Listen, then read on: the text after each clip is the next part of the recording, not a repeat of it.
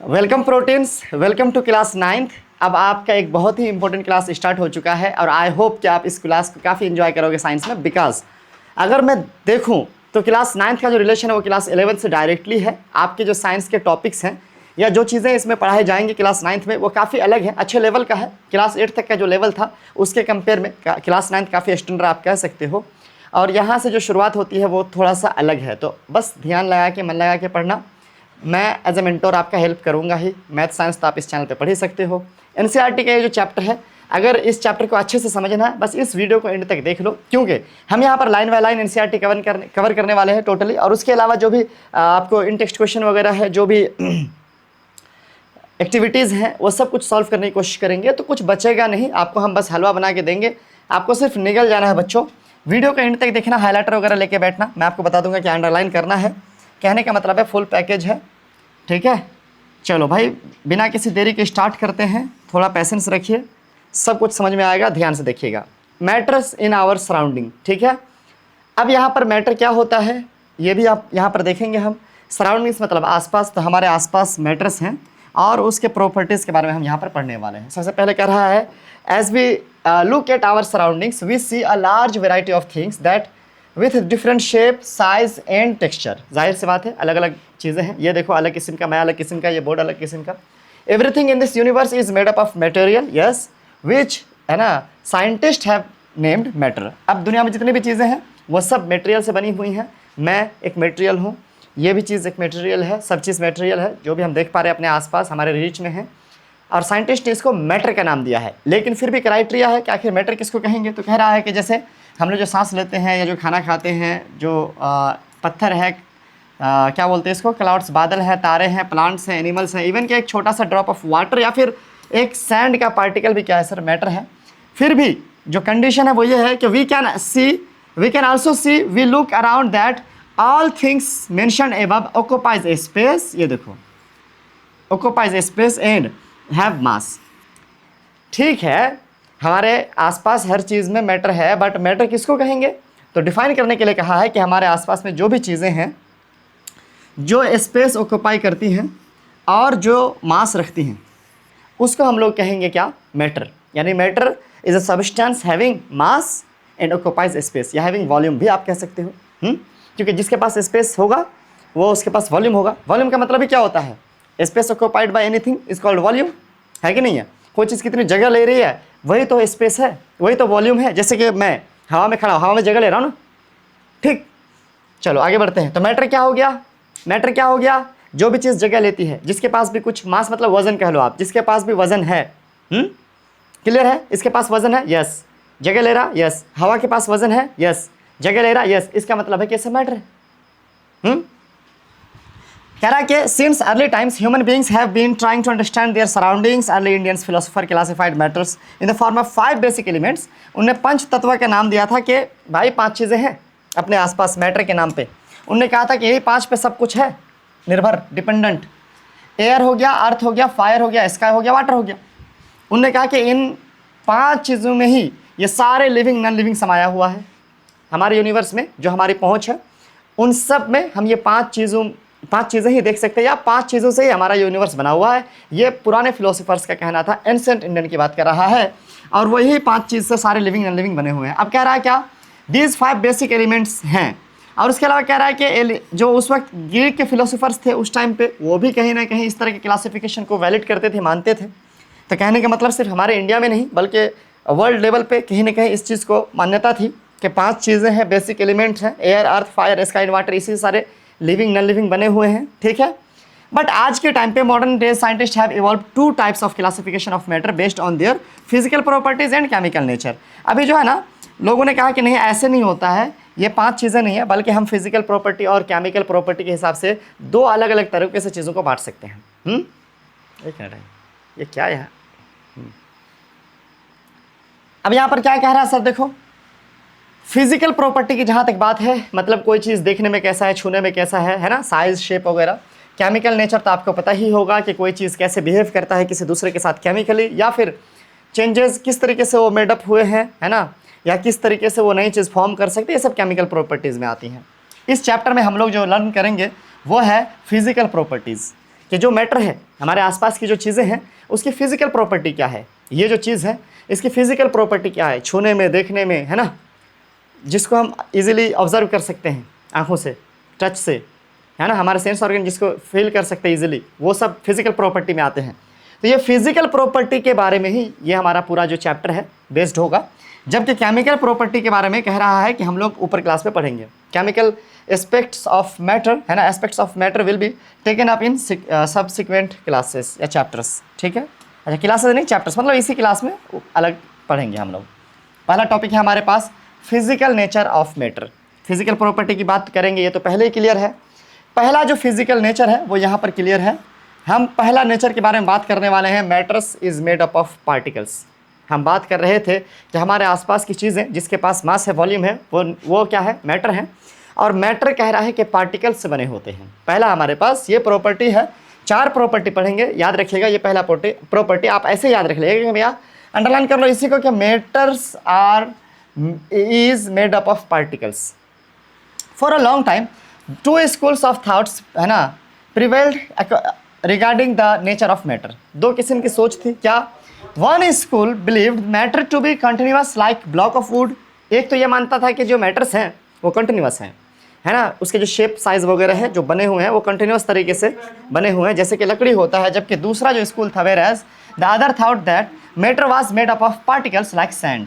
दूसरे लोग ये सोचते थे कि जो मैटर्स हैं, जो चीज़ें हैं हमारे आसपास की, वो छोटे छोटे पार्टिकल्स से मिलकर बने होते हैं, जैसे कि बालू। ठीक है, अब यहाँ पर हम लोगों ने क्या करना है, एक्टिविटीज़ करने हैं ये डिसाइड करने के लिए कि कौन सा जो प्रॉपर्टी है या कौन सी बात जो है, कौन सा थाउट जो है वो बेटर है या कौन सा सही है। इसी के बारे में हम लोग कुछ एक्टिविटी करेंगे और कंफर्म करके आपको हम बताएंगे। थोड़ा सा यहाँ पर नीचे 2 चीज़ें दी गई हैं। मास के बारे में कह रहा है, the SI unit of mass is kilogram और SI unit of volume is cubic metre, जिसको हम लोग एम क्यूब बोल सकते हैं। The common unit of measuring volume is litre, है ना। उसके अलावा 1 लीटर बराबर होता है 1 डेसीमीटर क्यूब। उसके अलावा 1 लीटर बराबर होता है 1000 मिलीलीटर, या 1 मिलीलीटर बराबर होता है 1 सेंटीमीटर क्यूब। तो ये इन्फॉर्मेशन है एक्स्ट्रा में, आप इसको याद रख सकते हैं, है ना। वैसे आपको पता होना भी चाहिए, the SI unit of mass is kilogram, कोई नई चीज़ नहीं है। ठीक है, आगे बढ़ते हैं।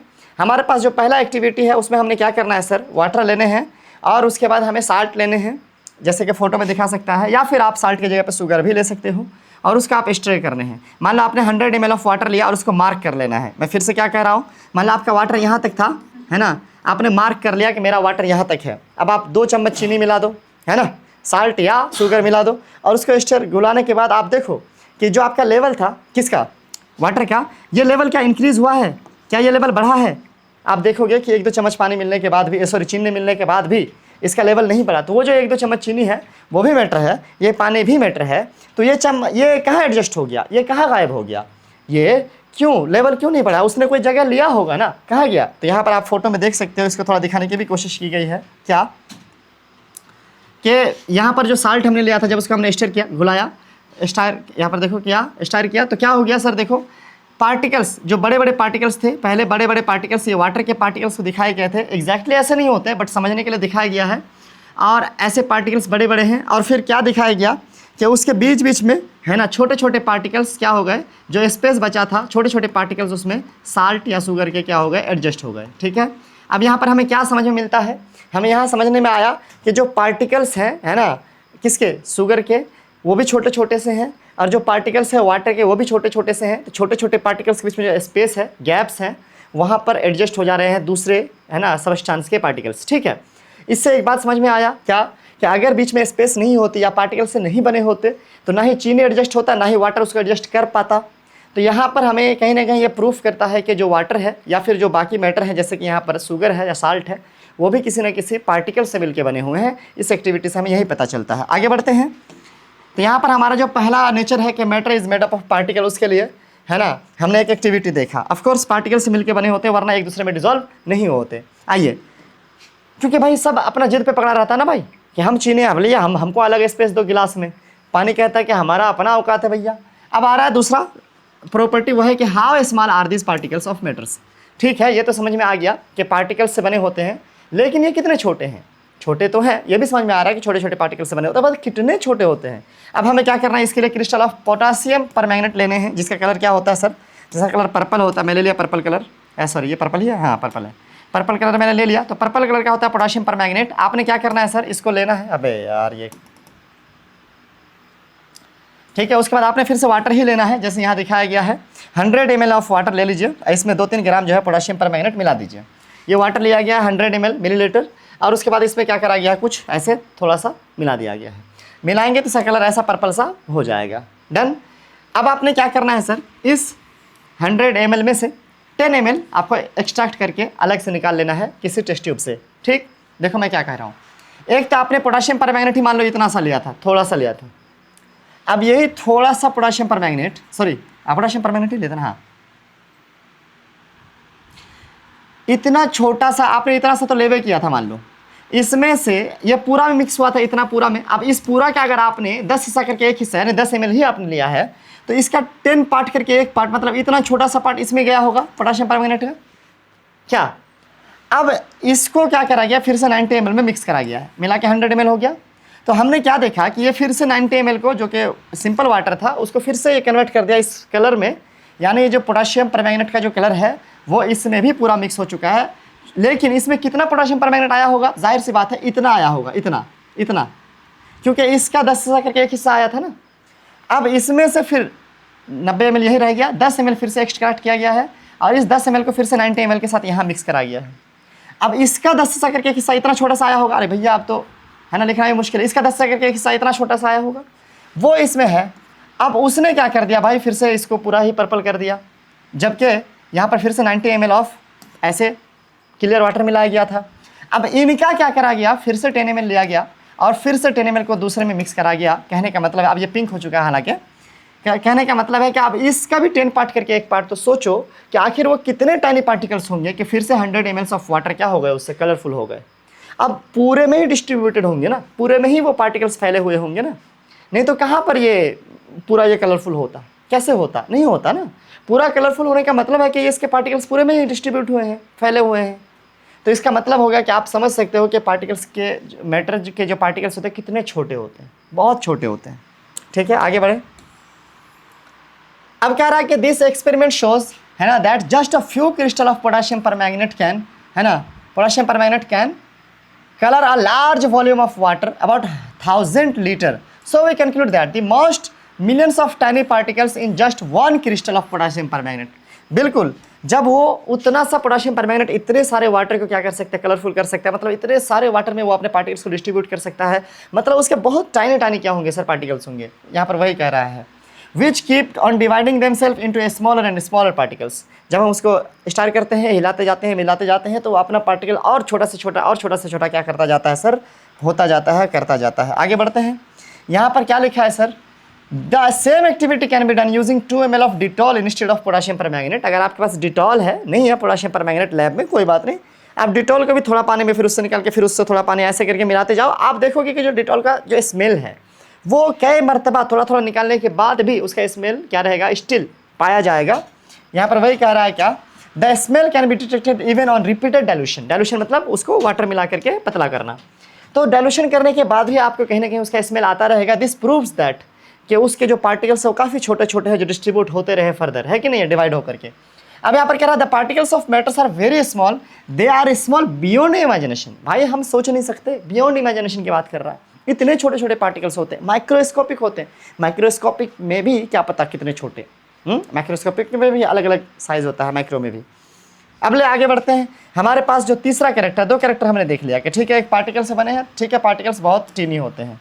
अब हमने पढ़ना है characteristic of material, characteristic of particles of matter. Particles हो गए, समझ में आ गया, पार्टिकल्स बहुत छोटे होते हैं, समझ में आ गया। अब पार्टिकल के और 2 नेचर देख लेते हैं, क्या 1.2.1 particles of matters have a space between them. बहुत इंपॉर्टेंट, अंडरलाइन कर लीजिएगा कि जो पार्टिकल्स ऑफ मैटर होते हैं ना, उनके बीच में स्पेस होता है। जैसे हमने ऊपर एक साल्ट वाले एक्टिविटी में भी देखा, फर्स्ट वाले में, कि कैसे स्पेस था जिसके बीच में क्या हो रहे थे, एडजस्ट हो रहे थे, वाटर के बीच में एडजस्ट हो रहा था हमारा साल्ट।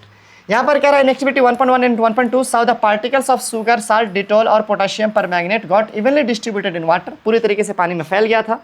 नमक की बात करें या पोटेशियम परमैंगनेट की बात करें, जो पानी में फैला था और मिक्स हुआ था, कैसे मिक्स हुआ था, कहाँ एडजस्ट हुआ था। सिमिलरली, है ना, when we make tea, coffee और लेमन यानी नींबू पानी, particles, lemonade, particle of one type of matter get into the space between particles of other.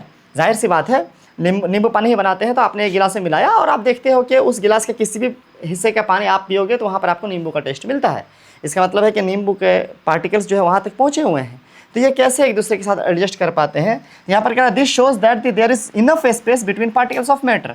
अगर मान लीजिए आपने एक ऐसा गिलास में, मान लो यहाँ पर वाटर था, है ना, ये वाटर था, और वाटर में मान लो क्या है कि आपने नींबू पानी मिलाया है, तो इसका नींबू पानी ने कहीं ना कहीं एडजस्ट किया होगा ना, वरना आप किसी भी पार्ट से अगर पानी ले रहे हो तो वो कैसे लेमोनेड आपको फील करा रहा है। इससे ये प्रूफ होता है कि इसके बीच में स्पेस है, उसी स्पेस में जब हम दूसरी चीज़ मिक्स कर रहे हैं तो वो जाके एडजस्ट हो रहा है। So this proves that particles of matter have space between them. चलो देखते हैं कोई एक्टिविटी अगर हो तो, है ना। अब उससे पहले यहाँ पर दिया हुआ है एक एक्टिविटी, अब लेकिन नहीं सॉरी, अगला है हमारे पास है नेचर, एक्टिविटी बाद में है। क्या? Particles of matter are continuously moving, VVI very important, इसको अच्छे से समझने की ज़रूरत है, इसका कंसेप्ट क्लियर करने की ज़रूरत है। देखो क्या कह रहा है, पार्टिकल्स ऑफ मैटर जो होते हैं वो हमेशा मूव करते रहते हैं, कंटिन्यूसली मूविंग। इसका मतलब ये हो गया कि जो भी हमारे आसपास, जब ये मैटर है इसमें पार्टिकल्स हैं, इसके पार्टिकल्स मूव करते होंगे। यस, हम लोग कुछ एक्टिविटी देखते हैं, उसके बाद एक्स्ट्रा मैं एक दो बात बता दूंगा। क्या कह रहा है, आपने क्या करना है ना, स्टिक इन अ कॉर्नर। अच्छा, शायद लाइट कटा है। आपने क्या करना है, कोई एक अगरबत्ती वगैरह जला आप इसमें रखे हुए, अगर सपोज करिए रूम में, आप अगर स्मेल लेने की कोशिश करेंगे तो आपको उसके पास जाना पड़ेगा, बट आपने उसको क्या कर देना है, उसको लाइट कर देना, जला देना है। अब आपने क्या करना है, दूर से ही उसका फील करना है कि कैसे आप अगरबत्ती का सेंट जो रूम के एक कॉर्नर पर रखा हुआ दूसरे कॉर्नर में कितनी जल्दी महसूस कर सकते हैं। यस, ये कैसे पॉसिबल हो पाया? ठीक है, आपने क्या ऑब्जर्व करा, हमने यही ऑब्जर्व करा कि हम यहीं बैठे और 1 मिनट के अंदर क्या उससे पहले ही हमारे नाक में स्मेल आ गया। किसका? अगरबत्ती का। ये क्या हो पा रहा है, बेसिकली अगरबत्ती के जो पार्टिकल्स हैं जिसमें वो स्मेल है अगरबत्ती वाला, ठीक है, उसके पार्टिकल्स है ना, धुआं बन करके, गैस बन करके वो उड़ करके हमारे नाक तक, सेंसिटिव पार्ट तक वो पहुँचे होंगे, तभी जा कर के हम उसको स्मेल कर पा रहे हैं, हम फील कर पा रहे हैं, है कि नहीं है। इसका मतलब है कि पार्टिकल्स मूव किए हैं और यहाँ तक पहुँचे हैं, है ना, हम तो खुद चल के नहीं गए। अच्छा, आगे देखते हैं। यहाँ पर आपको अगला एक्टिविटी में कहा जा रहा है कि आपने 2 गिलासेस लेने हैं या कोई भी बर्तन ले लो, आपने क्या करना है, उसमें एक में आपको ब्लू या रेड कोई इंक डाल देना है और आराम से डालना है, मतलब ऐसे एकदम हिला डुला के नहीं, आराम से, मतलब आपका बर्तन है ना, आपने गिलास लिया, शीशा उशा ला लो ताकि ऑब्जर्व कर सको। आपने आराम से एक ड्रॉप, मान लो इसमें वाटर था, आपने आराम से डाल दिया, ठीक है, ताकि आराम से सेटल हो। आपने दूसरा वाला लेना है ना, उसमें आपको हनी डाल देना है। क्या डाल देना है उसमें? आप दूसरा भी एक बीकर लेना है, उसमें आपने क्या कर देना है, वाटर में आपको हनी डाल देना है, हनी, ठीक है, शहद।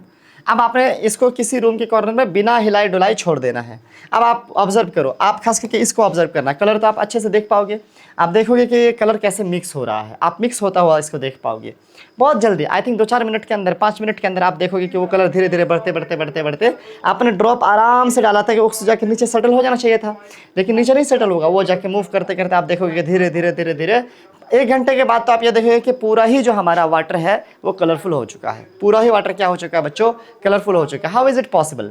इसी तरीके से आप जो हनी वाला केस में, इसमें तो थोड़ा लेट लगेगा बिकॉज ये ज़्यादा ही क्या होता है, कंसनट्रेटेड होता है। आप इसको छोड़ दो ना किसी कॉर्नर पे, आप चेक करना, फिर पूरे दिन के बाद शाम को चेक करना।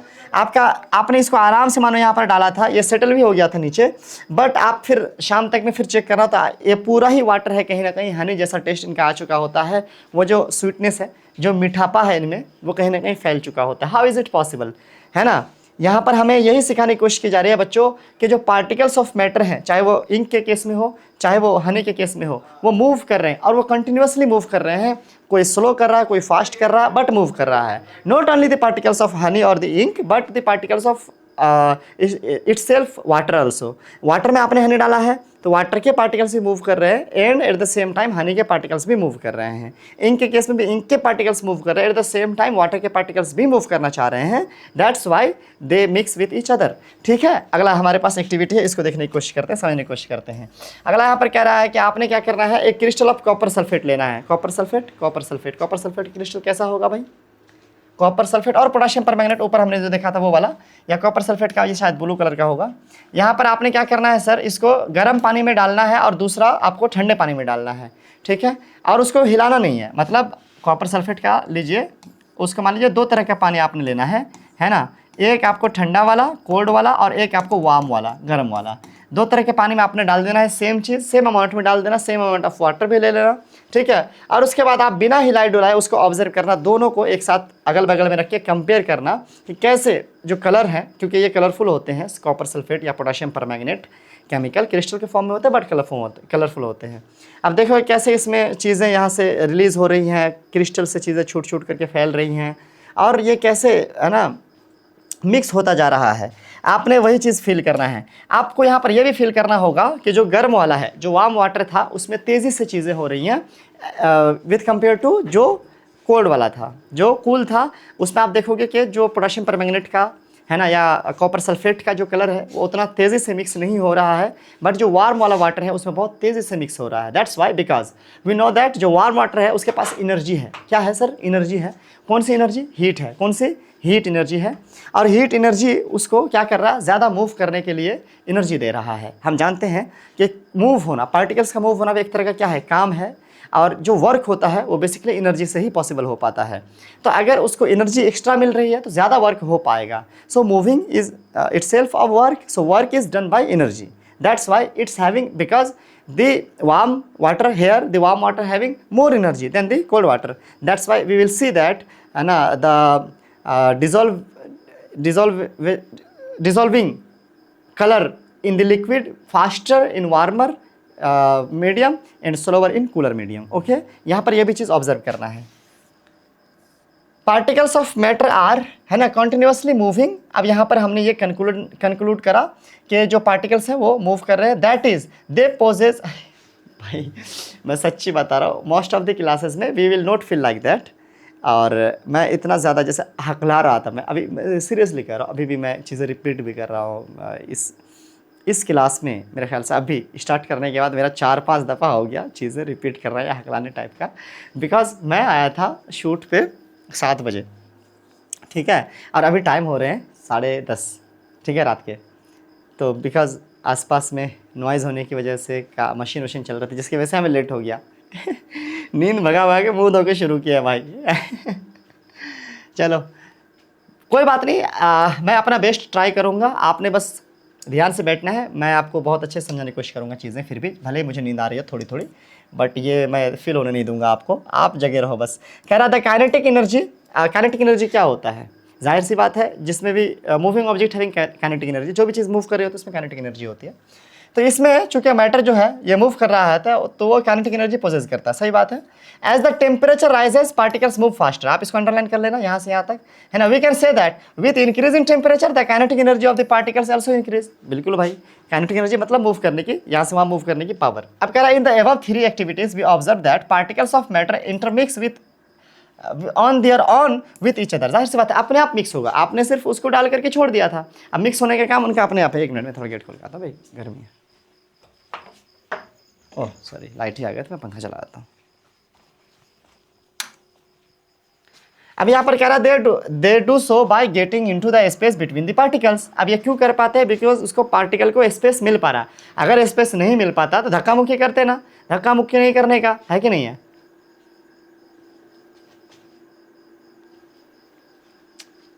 क्या प्रॉब्लम हो जा रहा है बार बार?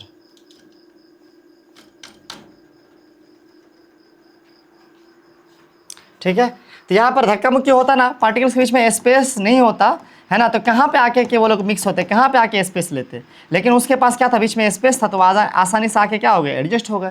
ले भाई, they do so by getting into the space between the particles. This extra intermixing of particles of 2 different types of matter on their on is called diffusion. अब इस पॉइंट को ना आप अच्छे से दिमाग में बैठा लो, क्योंकि ये आपको आगे क्लास में काम आने वाला है।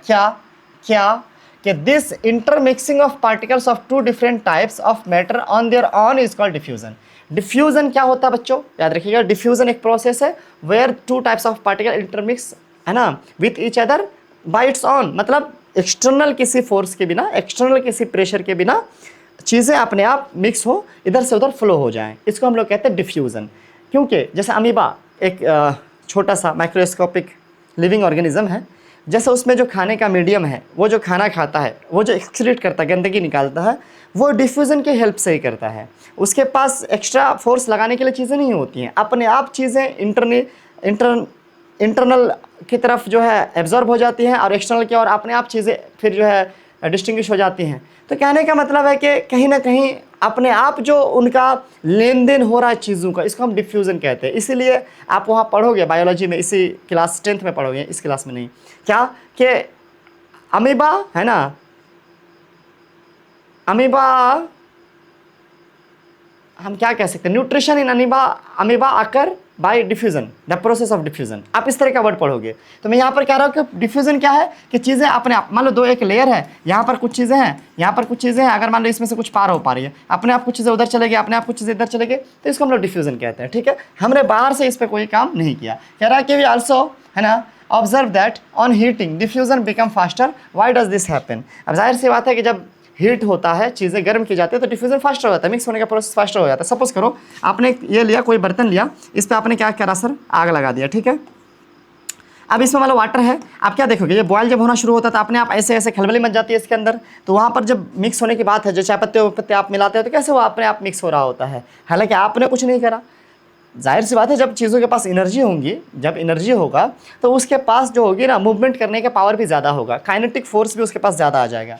ठीक है, तो यहाँ पर कह रहा है क्या है, क्यों ऐसा हो रहा है, हीट करने पर जो है डिफ्यूज़न क्यों फास्टर हो जाता है, क्योंकि उसके पास एनर्जी आ जाती है। Heat is a kind of energy and it helps to increase its kinetic energy. Okay, let's go ahead. अब हमारे पास एक और चीज़ आती है, वह particles of matter attract each other. ये भी पार्टिकल ऑफ मैटर का एक बिहेवियर है। क्या कि पार्टिकल्स ऑफ मैटर का जो हम लोग प्रॉपर्टी पढ़ेंगे, उनमें से एक प्रॉपर्टी ये भी है कि पार्टिकल्स ऑफ मैटर एक दूसरे को अट्रैक्ट करते हैं। आपने क्या करना है, एक गेम बनाना है। इस गेम में आपको सिंपल, जैसे यहाँ पर आप देख रहे हो, 4 लोग ऐसे एक दूसरे का कमर पकड़े हुए हैं, ऐसे ही फिर एक ग्रुप रहेगा जिसमें 4 लोग एक दूसरे का हाथ पकड़ेंगे, सिर्फ वो ऐसे कमर ऐसे नहीं पकड़ेंगे, हाथ पकड़ेंगे। फिर और 4 लोग एक ग्रुप बनाएंगे जो सिर्फ उंगली पकड़ेंगे, हाथ भी नहीं पकड़ेंगे, ऐसे हाथ भी नहीं पकड़ेंगे, सिर्फ उंगली पकड़ेंगे। अब आपने क्या करना है, और फिर एक 4 लोग, मतलब 4 ग्रुप हो गया आपका। वो 4 लोग क्या करेंगे, इन तीनों ग्रुप का एक ऐसे कमर पकड़ा हुआ, एक आपको हाथ पकड़ा हुआ और एक आपको उंगली पकड़ा हुआ, इन तीनों ग्रुप को ब्रेक करने का कोशिश करेगा। तो आप ही सोच के देखो किसको ब्रेक करना ईजी रहेगा। जो लोग उंगली छुआ हुआ है उसको ब्रेक करना ईजी रहेगा, है ना, क्योंकि जो बॉन्डिंग है, जो आपस में इसके पास जो फोर्स लग रहा है, ये लोग को ब्रेक करना सबसे मुश्किल रहेगा, क्योंकि ये लोग का जो बीच का फोर्स है वो क्या है, काफ़ी मजबूत है, स्ट्रॉन्ग है।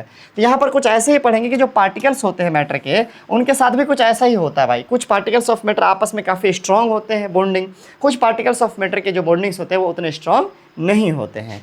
जैसे कि हम जानते हैं कि स्टेट ऑफ मैटर इसके रिगार्डिंग हमें नॉलेज देता है। ठीक है, वही सब चीज़ें यहाँ पर की गई हैं। आप आगे देखते हैं,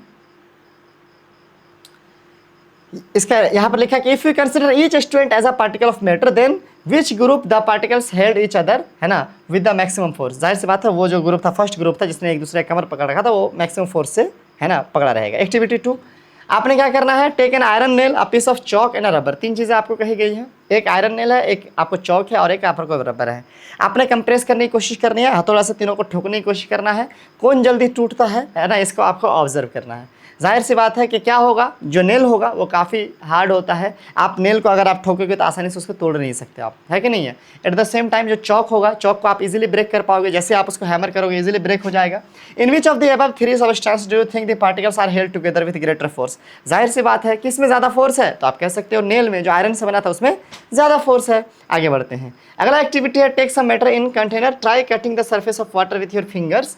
अच्छा, पानी जैसे आपको किसी बर्तन में पानी दिया हुआ है, सपोज करिए इसमें पानी है ना, आपने क्या करना है, ऐसे उंगली से इसको ऐसे ब्रेक करने की कोशिश करना है। तो आप मान लो ऐसे रास्ता आगे से ऐसे कटते हुए आओगे, पीछे से फिर मिक्स होता जाएगा, पानी कटा हुआ रहेगा क्या, अलग होकर के नहीं रहेगा। क्यों? क्योंकि जो पानी के जो पार्टिकल्स हैं, जो जिस चीज़ से वो बने हुए हैं, वो एक दूसरे को लगातार फोर्स से खींच रहे हैं, एक दूसरे को अट्रैक्ट कर रहे हैं। तो आप इधर आगे काट के बढ़ोगे और फिर वो एक दूसरे को अट्रैक्ट कर लेंगे और फिर मिक्स हो जाएंगे, इंटरमिक्स हो जाएंगे, है कि नहीं है। यहाँ पर वही कहा जा रहा है। इन सारे एक्टिविटीज़ में हमें कुछ सीखने को मिलता कह रहा है। द अबव 3 एक्टिविटीज़ यानी 1.6, 1.7 एंड 1.8 जो अभी तक हम लोग पढ़े, suggest that the particles of matter have force acting between them, है ना। आपने क्या करना है, इसको अंडरलाइन करना है कि तीनों एक्टिविटी से हमें पता चलता है कि पार्टिकल्स ऑफ मैटर एक दूसरे के बीच में क्या करते हैं, सर, फोर्स लगाते हैं। This force keeps the particles together, जिससे क्या कर सकते हैं, पार्टिकल्स एक दूसरे को बांध के रखते हैं। और the strength of this force attraction varies from one kind of matter to another. और ये अट्रैक्शन फोर्स जो है वो सबके लिए सेम नहीं होता, बल्कि अलग अलग होता है। अभी हमने जो केस देखा, जैसे चौक के केस में और नेल के केस में, आयरन के केस में, of course the particles of matter in iron are attracting each other with greater force as compare to the chalk. ऐसे ही एज कम्पेयर टू अगर हम बोलेंगे हमारे पास वाटर था तो उसके हिसाब से वाटर में और लेस अट्रैक्शन था चौक के कंपेयर में। यस, सो यहाँ पर वही कहा जा रहा है कि जो अट्रैक्शन है वो होता तो है कि पार्टिकल्स के बीच में, इवन के एयर में, particles of matters are in air. देखो मैं यहाँ पर अभी खड़ा हूँ, मैंने जो स्पेस लिया यहाँ पर हमने हवा तो नहीं है, यहाँ पर मैं हूँ। अब मैं यहाँ से आगे यहाँ पर आ जाऊँगा, उस प्लेस पर जहाँ पर मैं अभी था वहाँ पर अभी हवा आ गया होगा ना, हालांकि मैं जब वहाँ पर था तो नहीं था वहाँ पर हवा, मैं था, है कि नहीं है। अब वहाँ कैसे आ गया होगा, आसपास के हवा एक दूसरे को अट्रैक्ट, आप आसपास के जो एयर के पार्टिकल्स एक दूसरे को अट्रैक्ट कर लिए होंगे, यही हुआ होगा ना। तो कुल मिलाकर के बात यह है कि जो पार्टिकल्स ऑफ एयर हैं बेसिकली वो एक दूसरे को अट्रैक्ट करते हैं, और इवन के गैस जिसमें कि अट्रैक्शन सबसे कम होता है, हालांकि वहाँ पर भी होता है। तो यहाँ पर वही कहा जा रहा है कि अट्रैक्शन हर जगह होती है पार्टिकल्स के बीच में, कहीं पर कम होता है कहीं पर ज़्यादा होता है। Now we have some question, you must have to answer, concept clear करने के लिए। यानी which of the following are matter. अब हम जानते हैं जिसके पास मास और वॉल्यूम होगा वो मैटर होगा, जिसके पास मास और वॉल्यूम नहीं होगा वो मैटर नहीं होगा। चेयर की बात करें, कुर्सी के पास वजन है, यस, जगह लेता है तो यस। एयर की बात करें तो यस, वजन का भी वजन होता है ना, और जगह भी लेता है। लव, प्यार वजन होता है, वजन होता होगा, जगह लेता है दिल में बक इमोशनली नहीं, फ्लो में नहीं बहना मेरे भाई। कितना किलो प्यार करते हो आप, नहीं, ये मैटर नहीं है, ये मटेरियल नॉन भी तो नहीं है स्मेल, स्मेल मैटर नहीं है, because it doesn't have, it is a sense, it is a sense, या this is not matter because it do not have mass and volume. Hate, आहा, नफरत, आय हाय हाय, बादाम खाओ दिमाग आएगा, पता चलेगा कि ये सब के सब मैटर नहीं है, बट आलमंड है, क्योंकि हम नाप के 100 ग्राम ही लेते हैं, औकात से बाहर नहीं जाते। थाउट की बात करें तो भैया इतना गलत हम सोच नहीं सकते कि इसको ही मैटर सोच लें, है कि नहीं है। उसके बाद कोल्ड की बात करें तो इस मौसम में कोल्ड के बारे में कुछ नहीं सोचेंगे, नहीं है मैटर ये। लेमन ठीक है, नाप के लेते हैं केजी के हिसाब से, पटना वाले, हम लोग देहाती लोग 2-2 पीस खरीदते हैं 10 रुपये में। वाटर की बात करें अगर, yes, water have mass and volume, so this is particle. Smell of perfume की बात करें, परफ्यूम तो हम 100 ml खरीद रहे होते हैं, 50 ml खरीद रहे होते हैं 4,500 रुपये में, है ना। कौन सा भाई 4,500 कौन सा 50 ml, अरे वो मेरा वाला ऊद ऊद।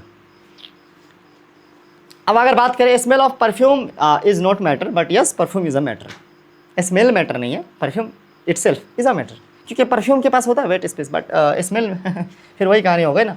कह give the reason for the following observation, क्या है sir. The smell of hot sizzling food reaches by you several metres away, but to get the small smell from cold food you have to go close. because we know that the food which is hot, है ना, having heat energy, so it helps to increase, it also increase the kinetic energy of the particles, that why it can reach, है ना, far। but at the same time the cold food do not have heat energy, so having less kinetic energy, so we have to go closer to smell। clear। अब कह रहा है driver is able to cut the water in a swimming pool, diver कह रहा है, driver नहीं, driver गोताखोर, है ना। कह रहा है कि which property of the matter does observation shows. ठीक है, वो पानी काट काट के आगे बढ़ रहा होता है, डाइव कर रहा होता है, but at the same time पानी जो पीछे से होता है फिर मिक्स भी हो जाता है एक दूसरे के साथ। दिस शोज दैट क्या के particles of matter attracting each other. अगला कह रहा है कि what are the characteristic of particles of matter. हमने ऊपर पढ़ा पार्टिकल्स ऑफ मैटर जो होते हैं वो attract each other, particles of matter having space between them, particles of matter are, है ना, पार्टिकल्स ऑफ मैटर आर, जो यहाँ पर ऊपर पढ़े ये अट्रैक्ट करता है ना, स्पेस रखता है, और एक कहाँ था रे खाली छूट जाता है, अरे ये तो अट्रैक्शन वाला फिर वही है, एक कहाँ गया, हाँ कंटिन्यूसली मूविंग, ये कैसे बोल सकता हूँ, अभी तो वही कर रहा था, particles of matter continuously moving, उसी वजह से तो स्मेल पहुँच रहा था आप तक। तो ये सब है, आप लिख देना, ठीक है, 2-3 ठो जो भी है, आगे बढ़े, 3 है वैसे, 4 ऊपर वाला भी एक लिख सकते हैं I think.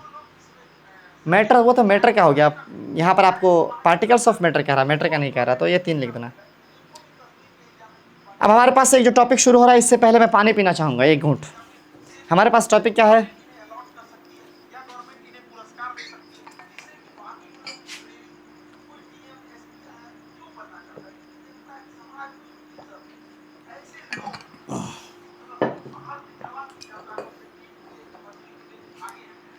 States of matter. क्या है भाई, स्टेट्स ऑफ मैटर। हम लोग बचपन से पढ़ते आए हैं there are 3 states of matter, ठीक है, वो चौथा पांचवा की बात कर लेंगे आगे क्लास में। तो जो 3 स्टेट्स ऑफ मैटर है वो क्या क्या है सर? सॉलिड, लिक्विड, गैस है। देखते हैं हम लोग डिटेल से। Observe different types of matter around you, what are its different states? भाई वही है, we can see that matters around exist in 3 different states. पहला है सॉलिड, दूसरा है लिक्विड, तीसरा है gas. These states of matter arise due to the variant in the characteristics of the particles of matter। आखिर सॉलिड, लिक्विड, गैस कैसे exist करता है? ये तीनों होता कैसे है? ये सॉलिड है, but why this is solid and how we can decide that this is solid. तो यहाँ पर उसी चीज़ के बारे में काफ़ी डिटेल से क्या करने वाले सर हम लोग पढ़ने वाले हैं। यहाँ पर कह रहा है क्या? Now let us study about the properties of this 3 states of matter in detail. पहला जो प्रॉपर्टी है, इसलिए मैं कुछ नहीं बोल रहा हूँ क्योंकि अभी आगे आएगा ये सारी बातें, मुझे क्या बोलने की ज़रूरत ही नहीं है। पहला हमारे पास जो स्टेट है वो है द सॉलिड स्टेट। क्या है बच्चों? The solid state. पहला आपको एक्टिविटी दिया है कि आपने ये बुक लेना है, इंडल लेना है, पीस ऑफ वुडन स्टिक लेना है ना। आपने क्या करना है, इसको रख करके, सपोज कर रबर ही लिया आपने, इरेजर ही लिया, इसको आपने रखना है यहाँ पर रख के इसको, इसके चारों ओर एक ड्राइंग बना लेना है, लाइन खींच लेना है। फिर उसको आप दूसरे पेपर में रखो, दूसरे कॉपी में रखो, ब्लैक बोर्ड पर रख के देखो, ज़मीन पर रख के लाइन खींचो। आप देखोगे कि हमेशा जो डिज़ाइन बन रहा है वो ऐसा ही बन रहा है, अगर सेम रबर आप यूज़ कर रहे हैं ऑफकोर्स, तो है कि नहीं है? वही कह रहा है कि आपने स्केच करना है अलग अलग जगह पे। क्या सबके पास डेफिनेट शेप है? क्या सेम ही बन रहा है? इसका जवाब है यस। कह रहा है क्या? डिफ्यूजन इनटू ईच अदर, क्या एक दूसरे के साथ अगर आप उसको मिक्स करोगे, अच्छा हैमर्ड करोगे, तो क्या वो आसानी से टूट जाएगा? जवाब है नहीं। अगर उसको एक दूसरे के साथ मिक्स करना चाहोगे तो क्या वो मिक्स हो जाएगा? इसका जवाब है मैं आपको बताता हूँ, मिक्स होगा। आसानी से नहीं होगा बट होगा। मैं थोड़ा आपको एग्जाम्पल देता हूँ। मान लो ये व्हाइट बोर्ड हो, व्हाइट बोर्ड में आप मार्कर से लिखे, मार्कर से लिखने के बाद 10-15 दिन आप छोड़ दो, ठीक है। 10-15 दिन छोड़ने के बाद आप ना आओ और फिर उसको मिटाने की कोशिश करो, जल्दी से नहीं मिटेगा, बिकॉज जो पार्टिकल्स ऑफ मैटर है ना वो कहीं ना कहीं उसमें इंटरमिक्स होने की कोशिश कर गए हैं, जिसकी वजह से वो कुछ पार्टिकल्स अंदर चले गए हैं। किसके? इंक के। किसमें? व्हाइट बोर्ड के मटेरियल में। तो कहने का मतलब है कि ये इंटरमिक्स होते हैं, बट हाँ बहुत कम होता है सॉलिड की अगर हम बात करें तो। आगे बढ़ते हैं। जैसे कि आप 2-4 साल अगर आप एक कॉपर को और एक लोहे को बांध के रखोगे टाइटली, तो हो सकता है कुछ पार्टिकल एक दूसरे के साथ मिक्स होकर के वो चिपक जाएं, ऐसा पॉसिबल है। लेकिन होता है मिक्स, ऐसी बात नहीं कि नहीं होता है। Capable of diffusing into each other, yes capable, but very slow in case of solid. They compressing by them by applying force, are you able to compress them? ना, आसानी से कंप्रेस नहीं कर सकते आप सॉलिड चीज़ को। इसको आप आसानी से ऐसे कंप्रेस करना चाहोगे, कुछ होगा? कुछ नहीं होगा। All the above are examples of solids. जितने भी हमने लिए थे, चाहे वो बुक्स लिया था, इरेजर लिया था, पेन लिया था, सब सॉलिड्स हैं। Can we observe that all this have definite shape? Yes, सबका जो शेप है वो फिक्स है। ये जो चीज़ है इसका शेप आज जैसा है, कल आऊँगा मैं यहाँ पर रखा रहेगा, फिर से ऐसा शेप रहेगा, कल आके ऐसे पसर नहीं जाएगा। ये अगला कह रहा है क्या? डिस्टिंक्ट है ना, बाउंड्रीज, फिक्स्ड वॉल्यूम। जाहिर सी बात है इतना ही बड़ा रहेगा, कल ऐसा नहीं, कल आऊँगा पेन ऐसे ये मेरा मुँह पे मारेगा, इतना बड़ा हो चुका है, ऐसा कुछ नहीं होगा। डिस्टिंक्ट बाउंड्रीज होंगी, वॉल्यूम इनका फिक्स होगा, जितना जगह ये कल ले रहा था आज भी लेगा, है ना। ऐसा नहीं होगा कि एक कुर्सी छोटा सा रखे गए तो दूसरे दिन तो रूम में अठीना रहा, बड़ा हो गया कुर्सी। ऐसा कह रहा है कि हैव नेग्लिजिबल कंप्रेसिबिलिटी। इसको आप कंप्रेस करने चाहोगे तो बहुत कम कंप्रेस कर पाओगे। नेग्लिजिबल कंप्रेसिबिलिटी मतलब अगर है भी तो ऐसे हमारे बस की बात नहीं है। कह रहा है कि सॉलिड्स हैव है ना tendency to maintain their shape when subjected to outside the force. अगर आपको एक्सटर्नल फोर्स नहीं लगा रहे तो जिस शेप में है वो उसको मेंटेन कर सकता है। आप टेबल डेस्क छोड़ के जाते हो अपने क्लासरूम में, दूसरे दिन आते हो तो फिर से वैसा ही रहता है, वहाँ पे जहाँ पे छोड़ा था वहीं पे रहता है। ऐसा नहीं कि दूसरे दिन टेबल कुर्सी बन के बैठा हुआ है, कुर्सी जो है टेबल बन के बैठ गया है, ऐसा होता नहीं है, ठीक है। उसके पास मेंटेन करने की कैपेसिटी होती है कि आप जैसा शेप उसको दोगे वो अपना शेप मेंटेन कर लेगा। कह रहा है कि solids may break under force but it is difficult to change their shape so they are rigid. उसका ठीक है, अगर आप फोर्स लगाओगे तो टूट जाएगा, लेकिन उसका शेप चेंज करना मतलब इसको मोड़ के ऐसे कर देना, देखो दिस इज रिजिड हार्ड है, ठीक है। अब कह रहा है यहाँ पर कुछ चीज़ें कंसिडर करने के लिए आपसे कुछ क्वेश्चन किया गया है कि सपोज करो एक रबर है, अगर आप इसको जो है स्ट्रेच करोगे रबर को तो उसका शेप चेंज हो जाएगा कि नहीं हो जाएगा। तो अगर इसका शेप चेंज हो जा रहा है तो क्या ये सॉलिड हुआ। अगला सवाल आपसे कहा जा रहा है कि what about sugar and salt when kept in different jars they take this shape of jar. आप मान लो चीनी को रखते हो या नमक को रखते हो किसी बर्तन में तो उसी का शेप ले लेता है, तो कैसे आप कह रहे हो कि चीनी सॉलिड है जबकि उसका शेप फिक्स नहीं लग रहा हमें। इसका क्या जवाब है आपका। What about a sponge. Sponge बोले तो वही फॉर्म टाइप का आप कह लो, जैसे सीट वीट होता है ना साइकिल वाइकिल का जिसमें बैठते हैं तो फॉर्म टाइप होता है ना उसमें, तो कैसे उसका कंप्रेस करते हैं तो बहुत इजीली कंप्रेस हो जाता है। तो कैसे आप कह रहे हैं कि वो जो है सॉलिड है। इस सब का आंसर भी क्वेश्चन खुद किताब खुद ही दे दे रहा, वरना मैं बताता आपको। कह रहा है कि all the above are solid. भाई पहले ये तो क्लियर हो जाए कि जितनी चीज़ें ऊपर दी गई हैं वो क्या है सॉलिड्स हैं। ये कन्फ्यूजन आ रहा है कि सॉलिड नहीं है। A rubber band changes shape under force and regains the same shape when, ठीक है, रबर बैंड जो है अपना चेंज शेप करा, लेकिन फिर से ये अपना शेप गेन कर लेगा जब क्या करोगे, उसका आप फोर्स छोड़ोगे। आप इसे खींच के रखे थे तब ना उसका शेप चेंज हुआ था, छोड़ेगे फिर से वो पहले जैसा हो जाएगा। इसी तरीके से दूसरा जो आपने जार वाली बात करी थी कि आपको चीनी को अगर आप है ना इस जार में रख दोगे है ना, तो फिर ये उसी जार का शेप ले लेगा, तो कैसा उसका भाई चीनी का जो एक एक पार्टिकल है आप उसको देखो ना, चीनी का जो एक एक पार्टिकल है वो इस तरह का फिक्स शेप रखता है। आप उसको जार में रखो चाहे घुटना पे है ना, आप उसको माथा पे रखो चाहे ज़मीन के फर्श पे, वो शेप वही रहेगा। तो इसका जो हर एक पार्टिकल है, हर एक जो इसका क्रिस्टल है उसका शेप फिक्स है बच्चों। वो अलग बात है कि वो सारा छोटा छोटा टिनी टिनी है, वो उसका आप रख दे रहे हो तो मिला करके एक नया शेप दे रहा है, इसका ये मतलब नहीं कि उसका शेप फिक्स नहीं है। Every particles have individual sugar और अ क्रिस्टल रिमेन्स फिक्स्ड है ना, whether they take in our hands put it a place. भाई आप इसे कहीं भी रखो इसका शेप वही रहेगा, इसलिए दिस ऑल्सो सॉलिड। सो ये बात जो आप कह रहे थे कि जार में रखने की वजह से शेप चेंज हो जाते हैं, सॉलिड कैसे हुआ, तो आपका कंसेप्ट ही गलत है। जार में मत रखो, उसको एक एक करके देखो है ना। अगला जो हमारा स्पंज वाला केस था कि उसको कंप्रेस कर पा रहे हो, भाई देखो जैसे अगर ये स्पंज है, सपोज करो ये एक स्पंज है, अब इसके बीच में बहुत सारे एयर स्पेस होते हैं, क्या होते हैं, एयर स्पेस होते हैं। तो वो जो एयर स्पेस है वो तो गैस है ना यार, जो एयर स्पेस होता है आप जब कंप्रेस करते हो तो वो एयर निकलता है जिसकी वजह से नीचे जाता है। बट जो सॉलिड पार्ट इसका जो सॉलिड पार्ट है, जो सॉलिड मटेरियल से ये बना हुआ है, वो एक लिमिट तक ही फिर कंप्रेस होगा, जैसे सारा एयर निकल जाएगा फिर उसके बाद कंप्रेस नहीं होगा।